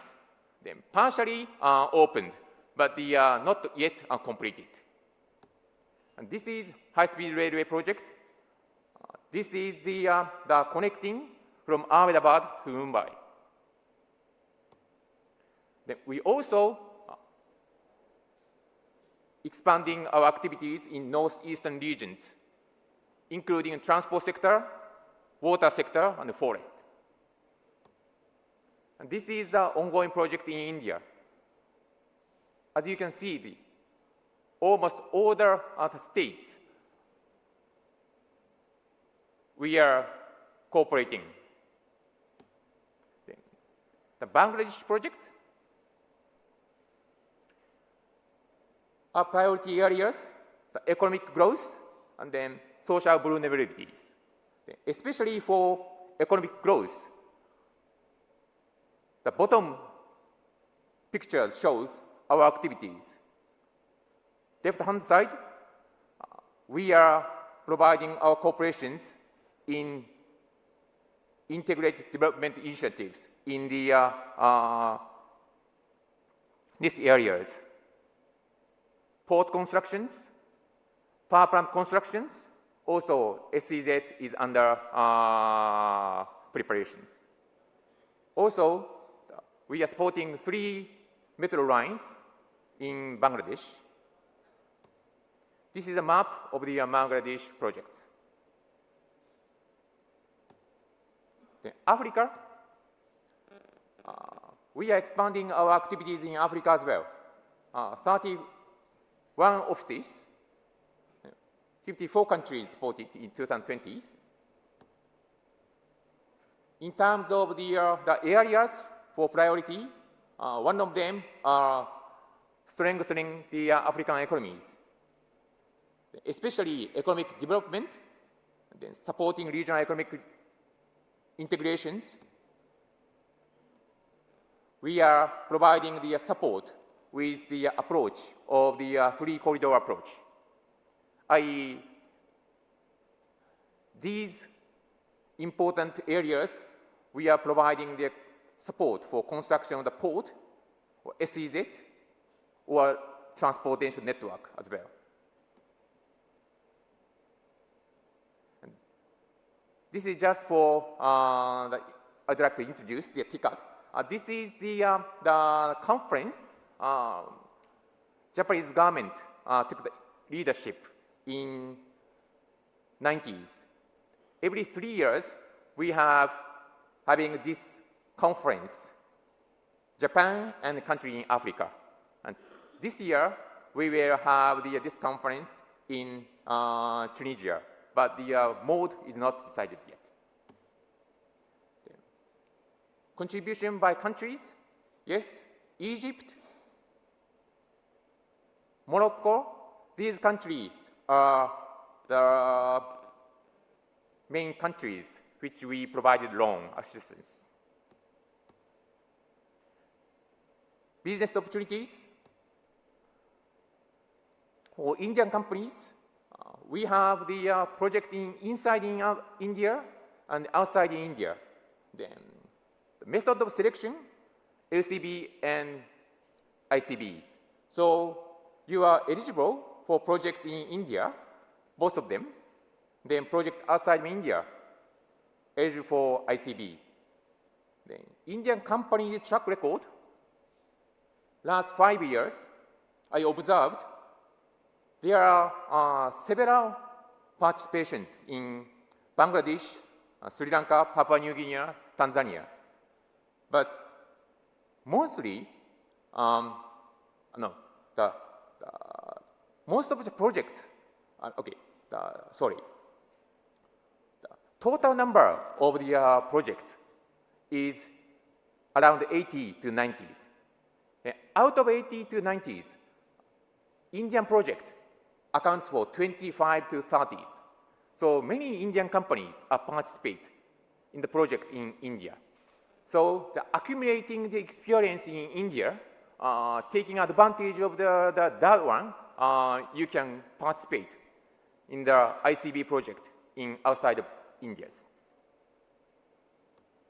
In order to acquire the information, we will update these informations starting from our cooperation policy, and then rolling plan, and then our country analysis papers.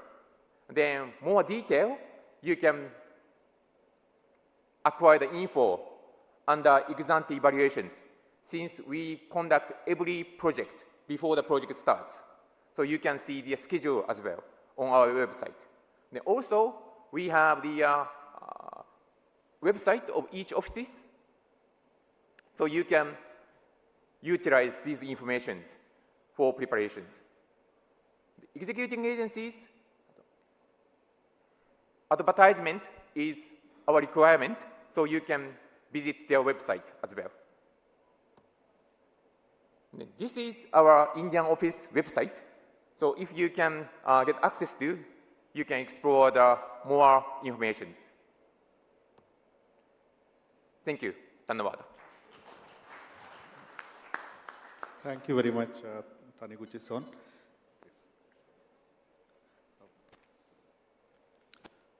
That was a very elaborate presentation on JICA's India's presence, as well as in the neighborhood also. I think good number of our companies have been participating in the project supported by JICA. We hope we would also extend similar relation for your interventions in African region as well. Now, may I call upon Mr. Kofi Asumadu Ado. He's director with Guarantees and Specialized Finance in African Export-Import Bank. Mr. Ado. Thank you very much, MD, for inviting Afrexim Bank XM to be part of this event. As you know, Indian XM is one of the key partners of Afrexim Bank when it comes to relationship with export credit agencies and XM banks. Indian XM is a shareholder in Afrexim Bank and also sits on the board of Afrexim Bank. So we work closely with India XM to promote India-African trade. Now, coming to what Afrexim Bank is doing, our mandate is clear. We are to support trade, intra-African trade, and extra-African trade. And more importantly, on the extra-African trade side, the mandate requires that we support African South trade, which India happen to be one of the South countries that we are to promote trade. We operate in 50, out of the 54 countries in Africa, we operate in 51 of those countries. 51 are member countries. There are only 3 countries on the continent that we don't do business because they are not yet member countries. I will mention those countries. Somalia is 1, Libya is 1, and Algeria. The 2 countries, Libya and Somalia, we know their situation. Algeria, we know that they are now in the process of becoming a member country, which hopefully by the end of the year, we expect that Algeria would have been a member because they have reached an advanced stages of becoming a member. Mr. Adu, sorry to interrupt. Your voice is feeble. Can you speak closer to me? Can you hear me now? Is it better? Yeah, this is better. All right. Thank you very much. Now, in terms of what we've been doing and what are the opportunities for India exporters. For the past 3 years when this COVID issue came in, Afrexim Bank as a trade bank, we always try to look at the situations where we will intervene. And anytime that there is a disruption, trade is affected. So during the pandemic, Afrexim Bank stepped in to help member countries to orderly adjust to the impact of the pandemic. So we introduced what we call the Pandemic Trade Impact Facility, just to help member countries to adjust, orderly adjust to the crisis. We did not end there. We also stepped in last year to work with African Union to help the continent to procure vaccine for its members. I believe you know the AVAT structure that was set up working with the Africa CDC, where Afrexim Bank went in to issue the guarantee for about 3 billion to support the continent as a whole to procure the required financing that they need for the continent. This year, we've seen what is also happening, the Ukraine crisis. Again, the countries are struggling and they are suffering. So for us to ensure that trade continue, we step in to introduce what we call the Ukraine Crisis Response Facility to again help member countries to orderly adjust. In fact, we have dedicated almost about 4 billion plus to support this, to ensure that member countries will be able to adjust to the crisis. But what is the opportunities that comes? If there is anything at all that we are to look at, what the pandemic and all these crises that we've seen, clearly, when the pandemic happened, we saw that the health sector has some issues, and the countries realized that they need to do something on the health sector. And across the continent, almost every country we've seen that they are making sure that they develop the health infrastructure. In the past, you realize that people will be coming to India for health tourism and the rest. But during the crisis, what is happening? Yes, even if I have the money to travel to India, the borders are closed. You cannot come.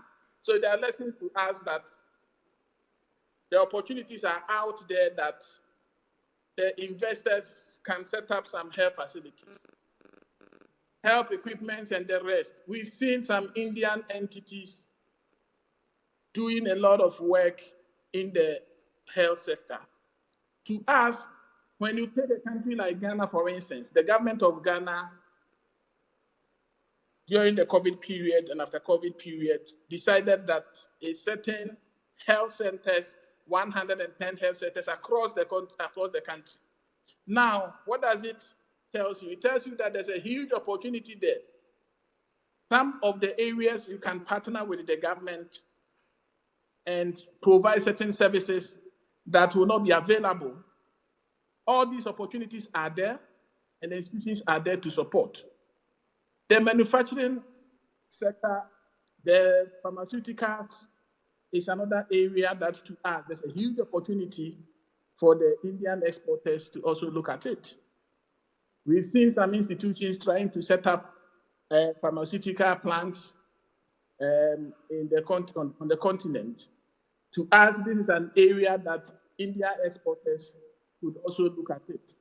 Now, logistics. Supply chain got disrupted. The question is, if there are logistics hubs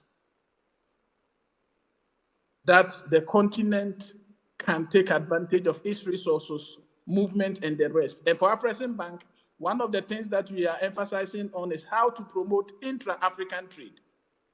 We observed that there are huge opportunities sometimes that you can find in some African countries, but people are not even aware.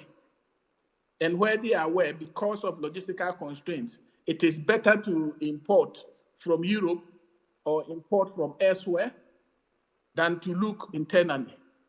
So if we have such opportunities, and we've been doing some of these logistical issues, the industrialization of strategy of the bank. Our friend from AFC mentioned industrial parks and others that we are doing. Yes, we've seen a lot of Indian entities involved in these projects that we are supporting. Some of the Indian entities have also set up their businesses in some of these industrial parks and technology parks that we are supporting. And to us, there are huge opportunities across other parts of the continent that Indian exporters can take advantage of. You talk of the energy sector, the transmission, the generation, and the rest. For India, we've seen some of the companies in there, but we believe that more can also be done in that sector. Talk of the transportation, the rail, the road, the ports. The governments, everywhere we go, we see that the governments are trying to enhance these kind of sectors because infrastructure is still porous on the continent. Now, what is Afreximbank doing? Sometimes, yes, we've been mentioning this. The question that one will be asking that if I'm an exporter, how would I know that these opportunities are in country A, country B, country C? Yes, Afreximbank, what we've been doing, we have what we call trade information unit. We have set up this unit, and all that we do is to gather all information on things that are happening on the continent. So anything that you want to see, the Trade Information Center helps to let you know the opportunities across the continent. So those who reach out to our Trade Information Unit get access to various opportunities and information on trade activities across the continent. Another area that we have also been doing, because we realize that it's an issue, is sometimes when the opportunity is identified, issues of knowing what it is, risk, perceived risks that we've been talking of all over.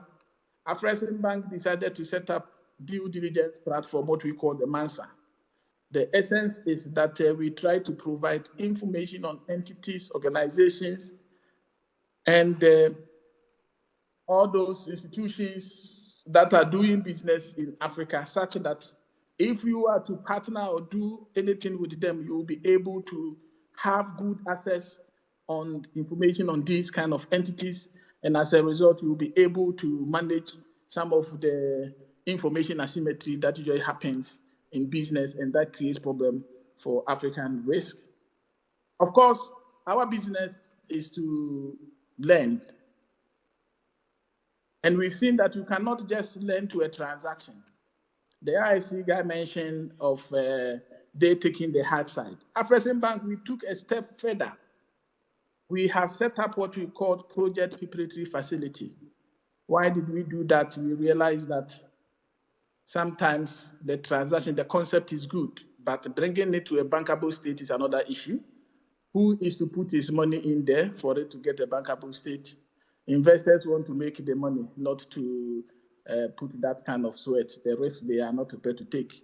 Afrexim Bank has this unit, and all that we do is that if the concept is good, we will work with you to bring the concept to a bankable state, and we move on to the next stages. When it comes to the bankable state, and there are some risk that needed to be mitigated, we have our credit enhancement, the guarantee program then comes in to provide some guarantee support.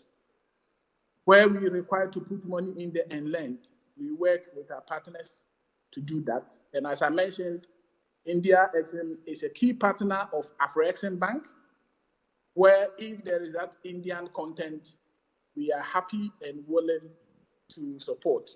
Indeed, I must mention that Indian Exim, during the crisis, during the pandemic period, was very instrumental in helping us to support the various countries that we intervene. And we are very grateful for that support that India Exim offered us. There are more others that I can talk of it, but I can see that the moderator would want to say something. So I will leave here, and if there are any questions and opportunities, I will take those questions. Thank you very much. Thank you, Mr. Adu. I think you have elaborated on different opportunities available in Africa and the work done by Afrexim Bank, and more importantly, the interest shown by Afrexim Bank in implementing Pan-African trade agreement, and also your effort in bringing in the due diligence aspect to the center stage by establishing what we have in India called the Central Know Your Customer, Central KYC. So such a platform would be not only helpful for the financial institutions, but also for all our Indian corporates who would like to venture into African region and then do business there. Thank you very much. May I now call upon Dr. Olagunju Ashimolo. Mr. Ashimolo, thank you very much for coming in person. Dr. Ashimolo is VP Operations of Ecowas Bank for Investment and Development, in short EBID. EBID is our partner bank, and we have a very long-standing relationship with EBID as well. Doctor, please. Thank you very much, the organizers. Good afternoon, distinguished ladies and gentlemen. First and foremost, I want to express on behalf of the Ecowas Bank for Investment and Development our appreciation and deep thanks to the management and the board of India Exim Bank for the partnership and the support over the years for our bank. The relationship with India Exim Bank has been one of the very, very fruitful and beneficial relations with EBID. We so much appreciate it. So on behalf of the President, the Vice President of Finance and Corporate Services, and personally, I want to say thank you so much for your team for the support, and we look forward to more of that. Having said that, I'm glad to also be here this afternoon to talk to us on the various opportunities available in the Ecowas sub-region for exporters of Indian origin to partake in the developmental efforts ongoing in Ecowas. First and foremost, the bank is a development financial institution established over 45 years ago with the objective of financing projects and programs aimed at regional integration in the Ecowas sub-region. Our mission is to foster emergence of an economically strong, industrialized, and prosperous West Africa with a fully integrated economic system at regional and global level. We represent 15 countries of the Ecowas group, and in that group you have on the screen those countries available and so on. I will not waste your time. And who are we as a people in ECOWAS? First, these are countries with various cultures, diverse and very rich, just like that of India. And that today we are looking at a population size of over 397 million citizens spread across several geographies. And in terms of language, we are looking at three major languages: the English-speaking group, the French-speaking group, as well as the Portuguese-speaking group. And when you talk of the landmass in the Ecowas sub-region, it's in excess of 5.1 million kilometers square. What does this mean for us? Looking at the ECOWAS GDP on the screen, I will not bother you about the individual details, but the summary is the fact that if you look at this, on the extreme right, we have the issue of budget deficit. Economics will tell you that when you are in situations of this, that means there are opportunities for investors to come in, and that the business of developing those nations could not be left to the government alone, but there is need for other participants, foreign partners, investors like all of you seated here this afternoon, to come in and participate in the developmental process in all of those countries.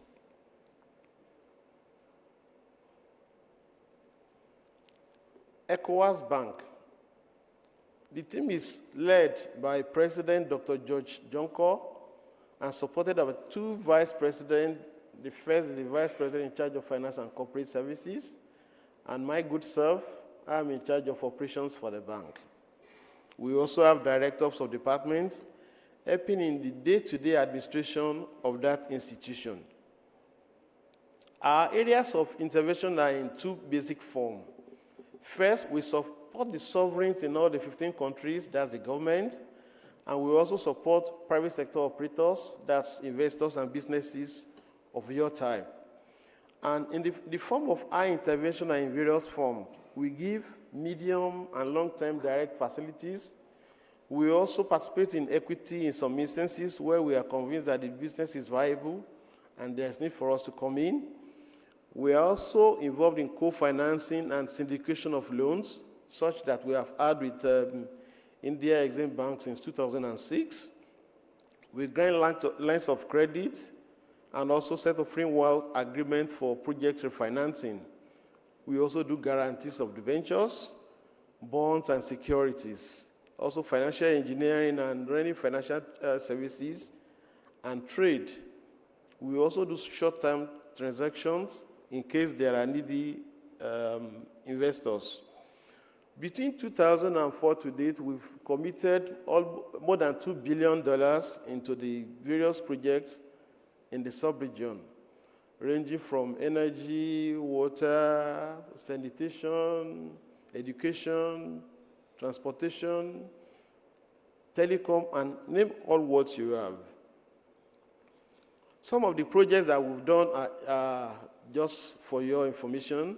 I'm sure some of the investors and businessmen seated here this afternoon would have participated in one or two of these. So as you see this, I'm sure some fellows will be laughing. That's where I've been involved in. On the screen here, we have the energy project that we did in Côte d'Ivoire. This has been completed, and today there is added value in that country and also to the lives of the citizens who are direct beneficiaries of this project. Same for the Maria Glitter in Benin Republic, also an energy project.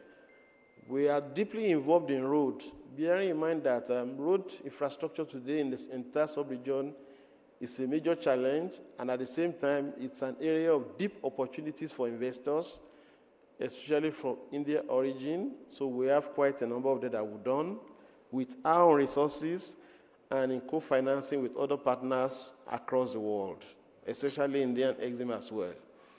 We were also involved in agricultural development and rural development projects, water, dam, and so on. And when we talk of equity participation, some of us who have been to some parts of Africa, we've heard of that financial institution named the Ecobank Group. It may interest you to know that EBID is one of the founding fathers of the Ecobank Group. The bank is present in more than 40 countries today, with offices in Europe, in France, and in several other major countries. In fact, it started in our building, and this has been nurtured to full maturity today to be an household name globally when it got of banking. Same for ASKI, a Pan-African airline that we started and nurtured. In fact, it's still a tenant as I speak to you today, and they've been able to grow their flying wings beyond the shores of Africa. So is Socoprim, a fledgling company in Cote d'Ivoire, as well as several others that time will not permit me to mention today. Also, the Diamond Cement Group in Ghana. And when you talk of fund management, we're also very good in this. We've done a number of these over the years, and we continue to do more with several partners across the world in telecom, in culture, industries, in agriculture, biofuel, renewable energy, and so forth. One interesting thing is the fact that over the years, since around 2006, the partnership between EBID and Exim Indian Bank has been very fruitful and been very successful. The bank had put in that, Exim Indian Bank had put in some facility of $1 billion for financing of projects and programs in the public sector space in the entire Ecowas sub-region. And all of those projects were actually carried out by exporters of Indian nature. They are specifically targeted to exporters of India to bring in their services, their products, and their expertise into the Ecowas sub-region. And beyond that, we've also gone a step further by looking at businesses and programs in the private sector space. Earlier this year, some 2 months back, we signed a loan contract of $100 million with Exim Indian Bank with the purpose of financing businesses in the private sector space. Once again, thank you so much for this. We're very grateful. And one interesting thing is the fact that those projects are touching the lives of people in the sub-region. Those sectors that we have been able to touch are in the energy sector, 19 projects across all the countries, with the exception of maybe 2 or 3 countries out of 15 countries. We've been able to do a lot in the energy health sector space, construction of hospital facilities, and so on. Infrastructure, we've done some projects together with the support of that facility from India Exim Bank, rural development in the social sector, in telecom, transportation, infrastructure, water, and so on. And as I talk to you today, we have about 2 projects that are still at the approval stage. So in total, we are looking at about 39 projects, and we still hope to do more. For some of us who have not been to some parts of West Africa, the situation is, as you can see on the screen, it used to be like this, and interestingly, some of those locations you are seeing are actually not rural areas. Some are actually in urban cities. We have challenges of road infrastructure.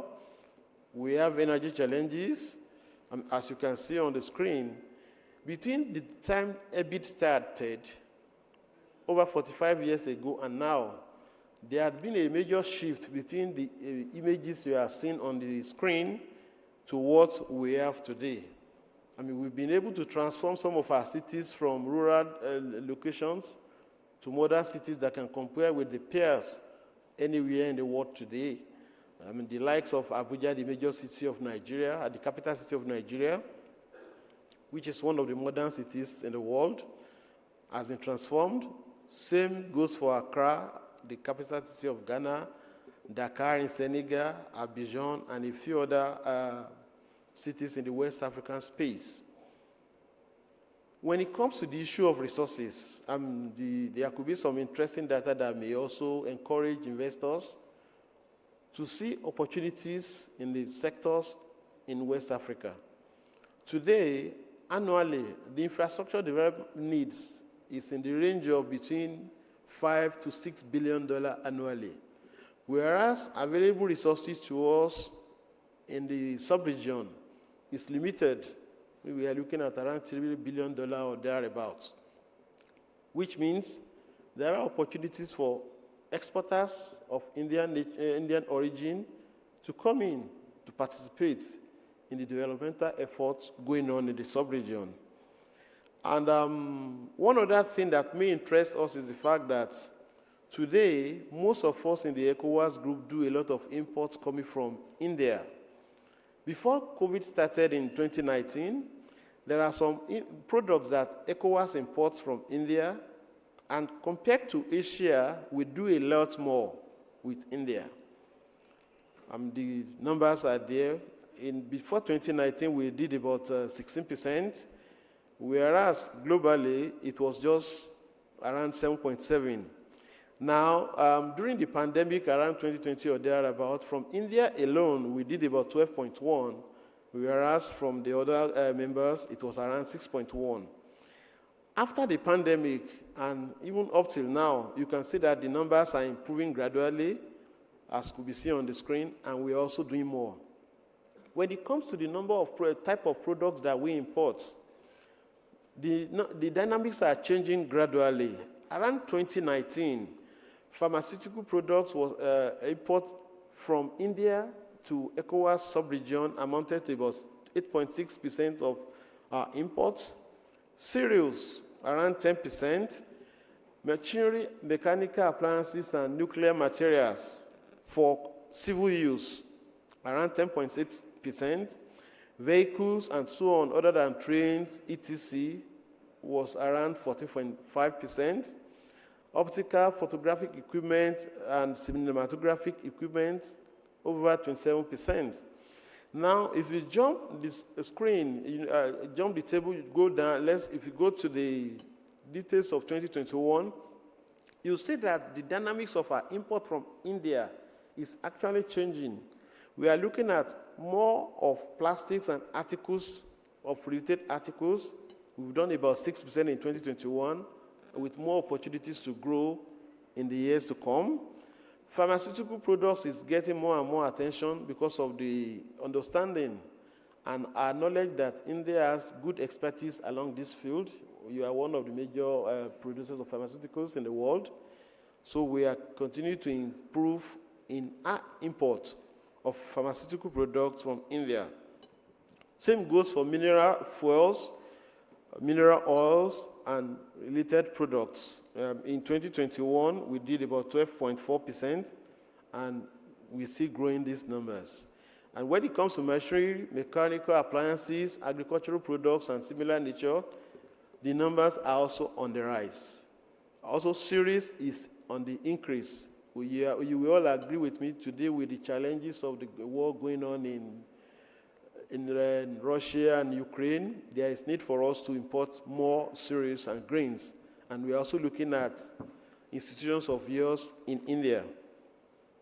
Opportunities for export for Indian exporters seated here this afternoon. Agriculture. We have large need for farm equipment in the sub-region today. Equipment because most of our countries are still agrarian communities.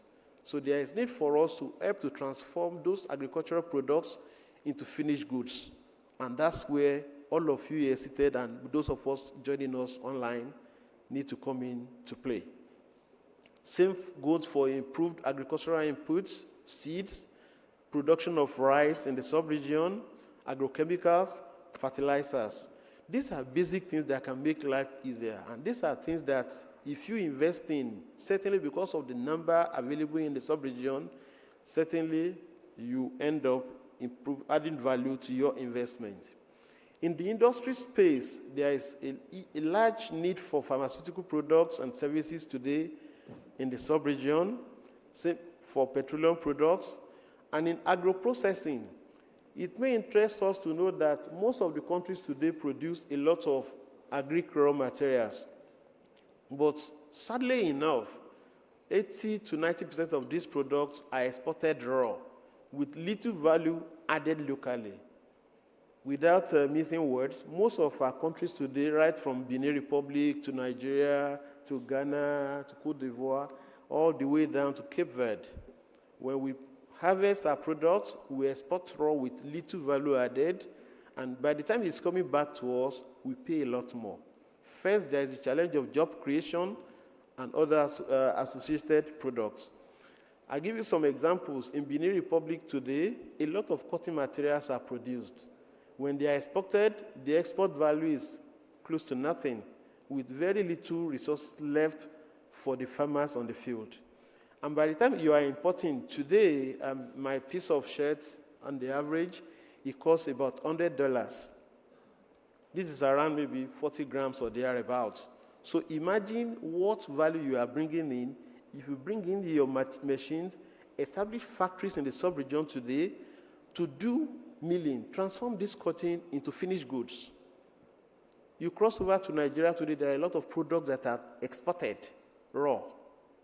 You can establish industries, come in with your expertise, your machinery, and so on, to establish industries.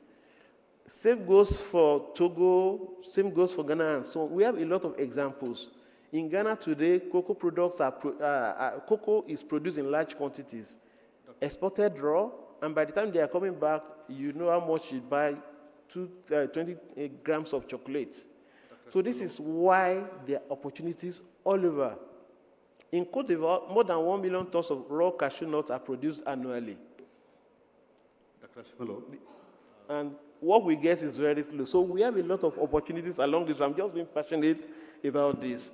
Same for services, ICT, education, financial services, computer information system, and so on. In the infrastructure space, we have a lot of needs in the energy state, production, transmission, distribution, and so on. We are doing a project called the Lagos-Abidjan Corridor. This is a road project that is meant to link major countries along the Ecowas line. This is a road project of over 1,000 kilometers, and these are opportunities for us to invest in. Same goes for housing. The housing need in the sub-region today is enormous. Opportunities are there for you. In the transportation space, today, the rail system global across the group today is still at the rudimentary stage. So there are opportunities for investors to come in to participate. Urban transport, there are a number of companies around there that have started something, but we can still do more. There are needs all over. The underground system today in most parts of West Africa is close to the low level. So there are opportunities along this line. And one other thing I want to bring to your attention before I round my presentation is the fact that there is the ease of doing business in most of the countries today. In fact, it takes close to as low as 2 days to register companies in some of our countries. Again, we have available local resources to register your company. We have local banks that have the capacity for international businesses. Regional DFIs like Ecowas Bank, we are there to support you, and we are in contact with all the 15 countries to make your business a success. Relatively, to have access to accommodation is very low in the sub-region. On the positive side is the issue of energy costs. It may be a bit high, and this is where you can also come in to help us generate energy at low cost and also make your returns. What have we done post-COVID? First, in the bank, we did proactive review of the customers involved and also the sectors impacted with the aim of helping our customers. We did early engagement, and also we did some forbearance for those customers that are necessary, especially in the hospitality, hotels, transportation, and so on. And then we did some reviews on their interests. We restructured some of the facilities. We did close monitoring. Interestingly, today, those businesses have started picking up. What we are bringing on board, we are regional DFI. We have in-depth knowledge of the sub-region. Trade facilitation, we have very good record on that. We have established a relationship with Exim India Bank. I've said that over and over. And also we have several relations with global institutions. In recent times, the bank rating has been upgraded by the rating agencies despite the challenges and even downgrades for some of our peers. In December last year, Moody's upgraded our rating.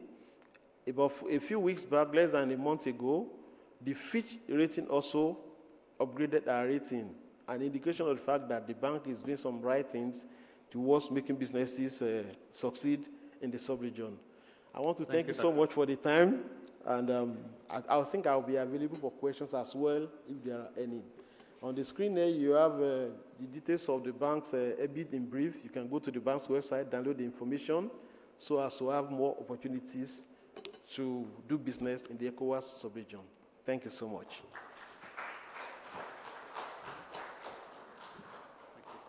Thank you, Doctor.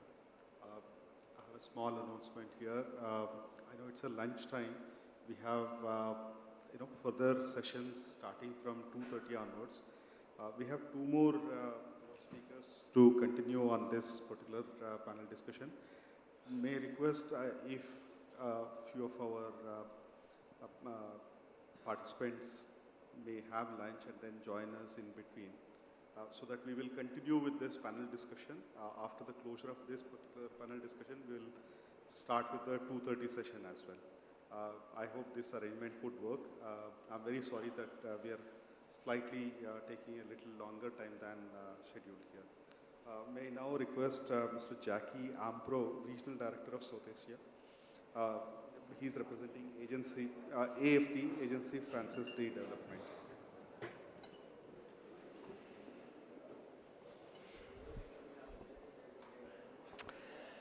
Good afternoon, ladies and gentlemen.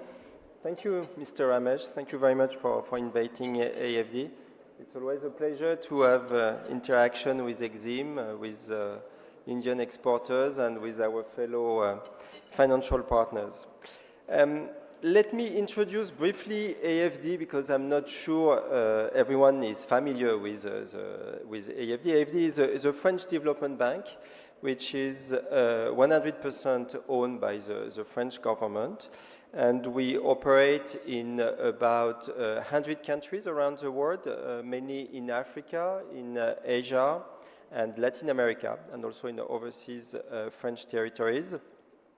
We provide mainly loans to governments, to the public sector, but we also have subsidiaries working on private sector, called Proparco, and a subsidiary in charge of technical expertise and capacity building. Like most of the donors, we focus mainly on financing the sustainable development goals. And with our specificity, I would say, is really to focus on climate.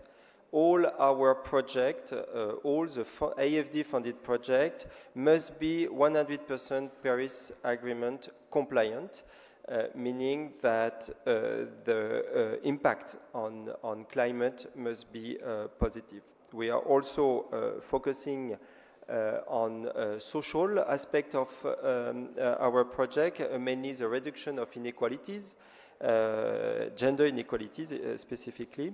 We are trying to develop our non-sovereign lending. As I said, we are mainly financing public sector through the government or any public entities through sovereign lending, but we are developing the non-sovereign lending to public entities without the guarantee of the government, and with the private sector through our subsidiary called Proparco. We do a lot of co-financing. Most of the infrastructure projects are actually co-financed with multilateral banks. ADB is one of our main partners here in Asia, but World Bank around the world, and some other bilateral donors. JICA is one of our partners, and the German Development Bank, KfW, is also an important partner for us. So around the world in 2020, I don't have the figures for 21, but the figures are roughly the same. We have committed 12 billion euros new fundings to our partner countries. We are working a lot in Africa. It's where we have been historically been implemented since the 1960s. 4.4 billion euros have been committed to the African continent in 2020. 3 billion in Asia and Middle East. In Asia, we are much more junior, I would say. We started our operation in South Asia in 2010, 2008, 2010, depending on the country. So we are a much younger partner as compared to JICA, for instance. But we are growing quite fast. And we are also involved in Latin America with 2 billion. So in South Asia, we are operating in most of the countries except Bhutan. We don't have any project in Bhutan, but we have an office in India, in Pakistan, in Bangladesh, and Sri Lanka. We have committed 5 billion between 2013 and 2021. Half of our commitments are in India. Those figures shows the AFD development banks and also Proparco. Proparco again is in charge of private sector. We are growing quite fast in Bangladesh right now. It's the last country we have opened in 2012, but we have reached 1.1 billion in Bangladesh, and we have a lot of prospects. In Sri Lanka, of course, given the situation right now, the macroeconomic situation, our operations are slowing down, and Pakistan is also a country where we have a dynamic portfolio. In South Asia, our focus, again, like in most of the region, is climate. The project we finance must have at least 70% of climate co-benefits. So it's kind of a constraint, but it's really our focus. It's a mandate that the French government gave to AFD. And also 50% of our commitment promote gender equality. In terms of sectors, we are focusing on 4 main sectors, I would say. The main sector is urban mobility. We finance quite a few metro, for instance, projects in India, but also BRTs. Second sector is water and sanitation, and all the projects related to urban development. We are also very much involved in smart cities in India, for instance. Third sector, energy, green energy. We don't finance thermal energies, but hydroelectricity, solar and wind and also energy efficiency.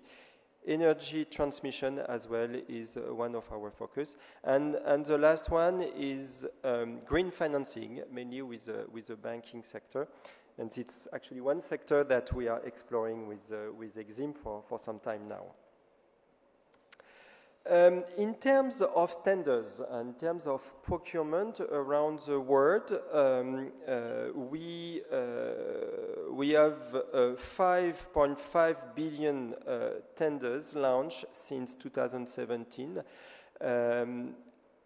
All our fundings don't lead to a tender because we all finance quite a few development policy loans or bank credit line, where we don't have any tenders. But for all the infrastructure projects, we do have tenders. So most of our tenders are in Africa, 63%, but Asia is the second region where we are quite active. Our procurement guidelines. So even though we are a bilateral development bank, all our funding are untied, meaning that we finance all goods and services regardless of the country of origin, whether they are from the country, the beneficiary country, or any country, meaning that Indian companies are eligible to bid on any of the projects funded by AFD around the world. There is no restriction at all. And for the guidelines, I mean, we more or less follow the same guidelines as World Bank. If you are familiar with World Bank guidelines in terms of procurement, we make sure that we have full transparency, equity, and openness. And really, the objective is really to select the bid offering the best value for money. And again, the origin is not a criteria for AFD funded. Like most donors, we don't implement the project. We finance the project, but the implementation is conducted by local partners, whether they are government entities or private entities. So we also follow the local guidelines in terms of procurement. So it's AFD's guidelines and also local guidelines. We try to find the right match. I'm not going into the details of our procurement guidelines, but I'm mentioning our website where you can find the procurement guidelines as one document, but also some tutorial where you can understand better how it works. But it's very similar to the way World Bank and ADB are doing their procurement, and very often we are actually in co-financing with them. In that case, we use only one procurement guidelines. In terms of to what extent Indian companies are involved on tenders funded by AFD. So looking at the figures, I was not allowed to share the detailed figures, but what I can say is that in India, Indian companies are the main contracted companies on AFD-funded tenders. All the civil work, more or less, is actually going to Indian companies after a fair and transparent bidding. Out of all the contracted Indian companies, 70% are on Indian tenders, but 30% are abroad, and mainly in Africa, which means that on AFD-funded projects in Africa, Indian companies are quite active and are participating quite a lot. And obviously, their offers are very competitive. And in terms of sectors, what we can see is that Indian companies are very competitive on sustainable mobility. That's definitely the sector where we see many Indian offers, and also energies. 34% of all the Indian tenders, all the Indian companies contracted on AFD finance project.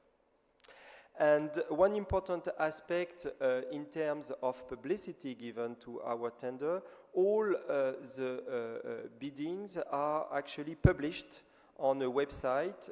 Here you have the address. It's afd.dgmarket.com, and it's a requirement for each implementing agency benefiting from AFD-funded project to publish the bidding on bidding document on this website. So you can register as a company on that website, and you will receive automatic alert whenever a new bidding is published and in your sector, because when you register, you can mention which sector you are interested in. So that's it for me. Thank you. I try to be short. Thank you, Mr. Ampro. India Exim Bank and AFD have been working together to strengthen our partnership, particularly in the Indo-Pacific region. We have launched a platform to discuss various possibilities, and I hope there will be many opportunities arising out of this particular working together and the common platform what we have been developing. May now call upon Mr. Laurent Mehdi. He's Procurement Hub Coordinator for Africa for World Bank Group.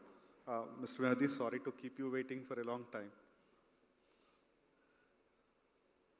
Yes, good afternoon, everyone, and thank you to the Exim Bank for inviting the World Bank to this very important initiative and the opportunity to address these distinguished delegates. So I hope you can see my screen and my presentation. I know that we are bound by the time, so I hope to be quick. Can you see the presentation? Mr. Mehdi, we are able to see the presentation, hear you loud and clear. Thank you very much. So,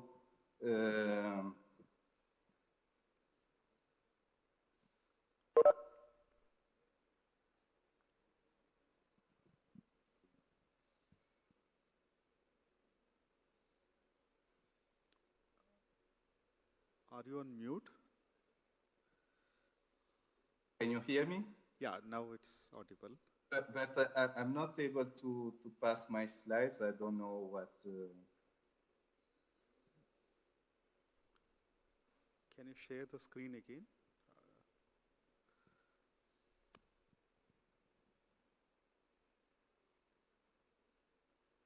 Okay, so so the World Bank Group is made of 5 institutions, and I will talk more about what we World Bank, the IBRD, and so who finance projects. The IFC is for the financing of and we have also MIGA providing guarantees, which is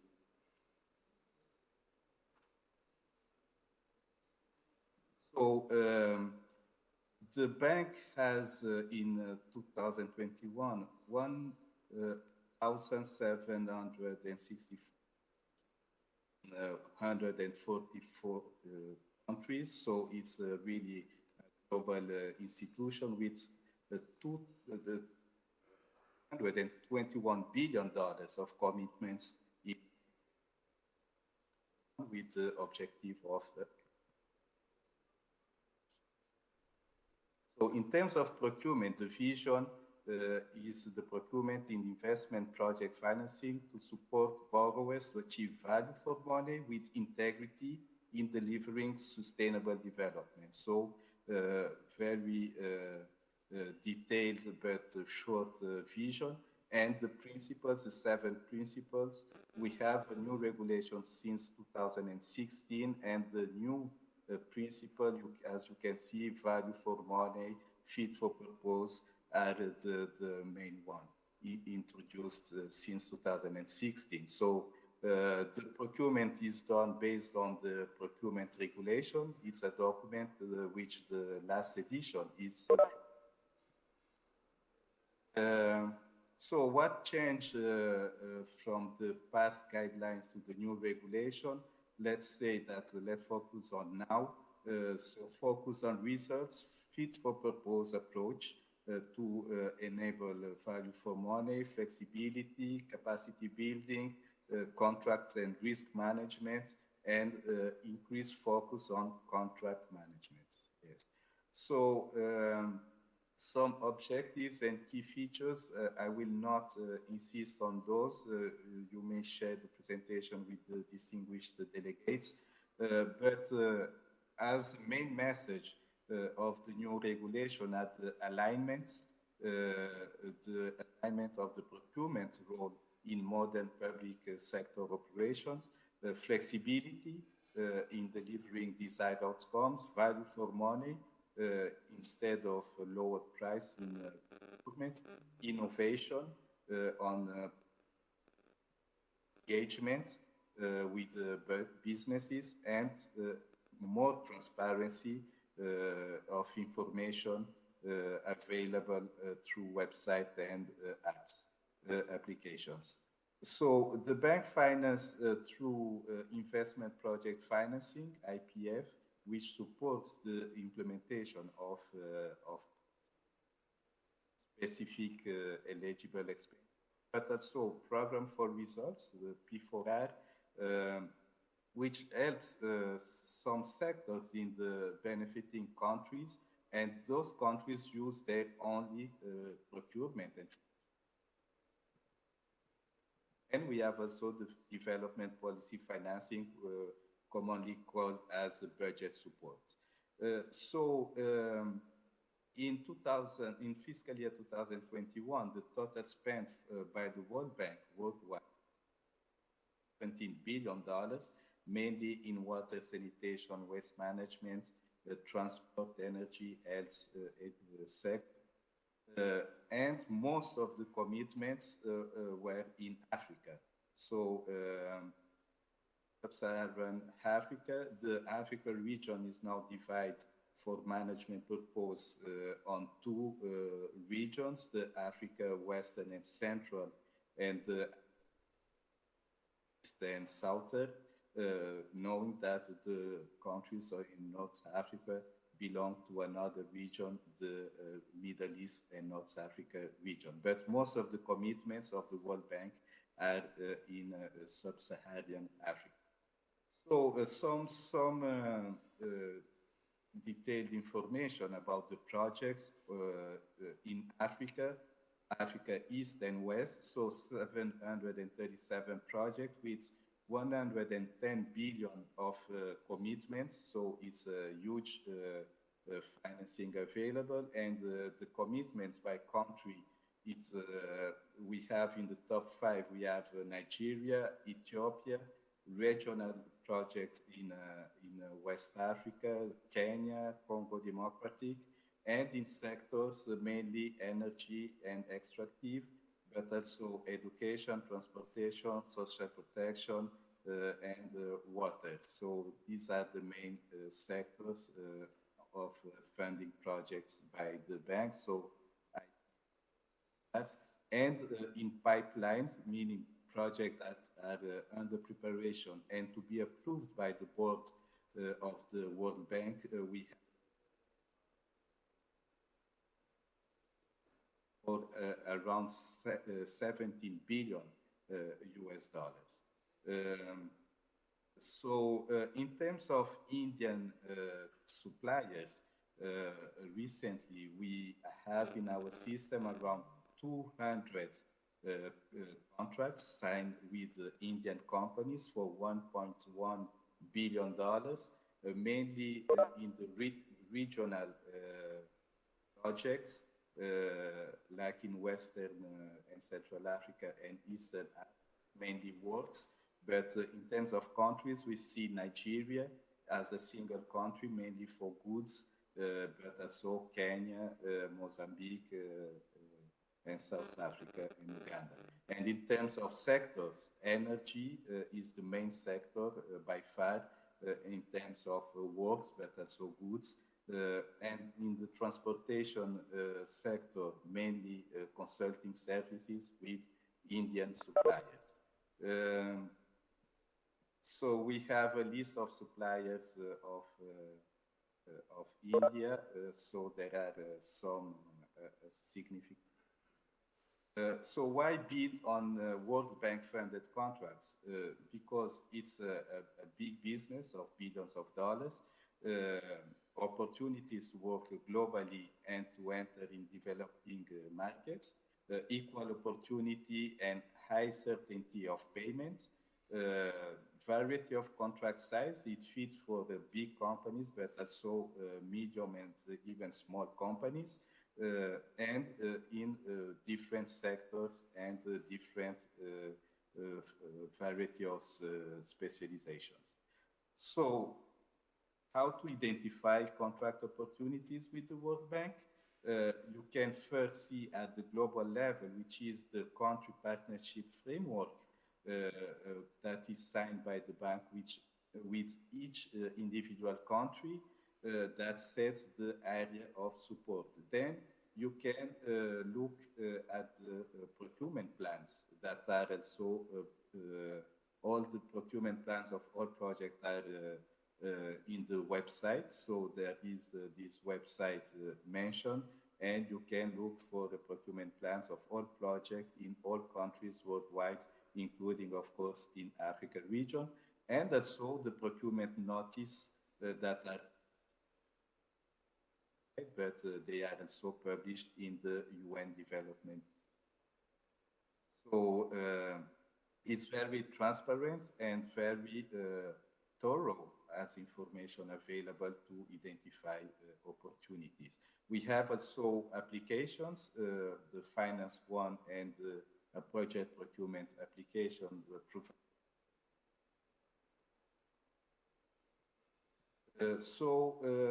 Suggestion in preparing proposals is to attend pre-proposal briefing, if it's indicated in the bidding documents. Try to address all the requirements, emphasize your methodology for delivery, and innovate as possible.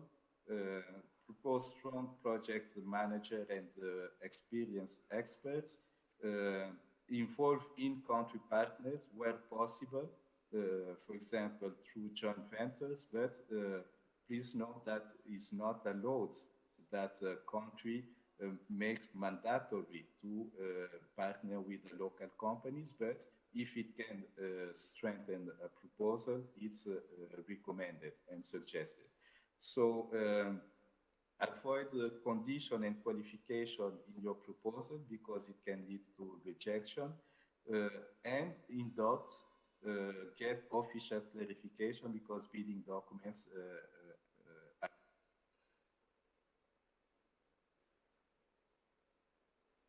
pay attention on qualification and evaluation criteria and submit a proposal that is professional, including all supporting documents signed by an authorized individual and, of course, submitted before the deadline. Africa is a continent of 50 plus countries, so you will find a diversity of situations. We have seen with the predecessor speakers. So there is a language diversity, but in international bidding, the most common used language are English and French. Spanish is an official language for the World Bank, but it's very little used in the African continent. Then you need to be aware of the legal system. Some countries, Anglophone countries, are more common law, and the French system is more civil law. We don't, the World Bank do not ask for a registration in the bank website or in any World Bank system. We don't have a pre-registration to bid. Even if the countries have their own system of registration, it's not mandatory for World Bank procurement. And of course, as I mentioned, joint venture with local companies is not mandatory, but it can help to win bids if local content is important. So after the procurement process, it's a suggestion to not hesitate to ask for debriefing if your bid was not selected. Meaning that it's an opportunity to discuss with the countries, with the projects, and even with the World Bank. There is a debriefing with the World Bank as well, to know what were the weaknesses of your proposal, and you can improve further in the future. So I will finish here with links for useful information about the regulations, standard bidding documents, how to bid, how to find the opportunities, and also identifying opportunities, area of application and websites where all the information is available. So I will stop here. I know that I'm limited by the time. Thank you, Mr. Mehdi. We are actually into the second session already. I believe the panelists for the second session, which is very interesting, on structured financing for the Indian project exporters with risk mitigation from insurance agencies is going to be starting in a few minutes. I take this opportunity for my fellow panelists who are available here physically and then who has joined us on a virtual basis. A very big thank you for all the insights you have brought in and the guidance provided to Indian project exporters. I hope the 10 minutes time is not a real justice to the amount of information which you would like to impart on.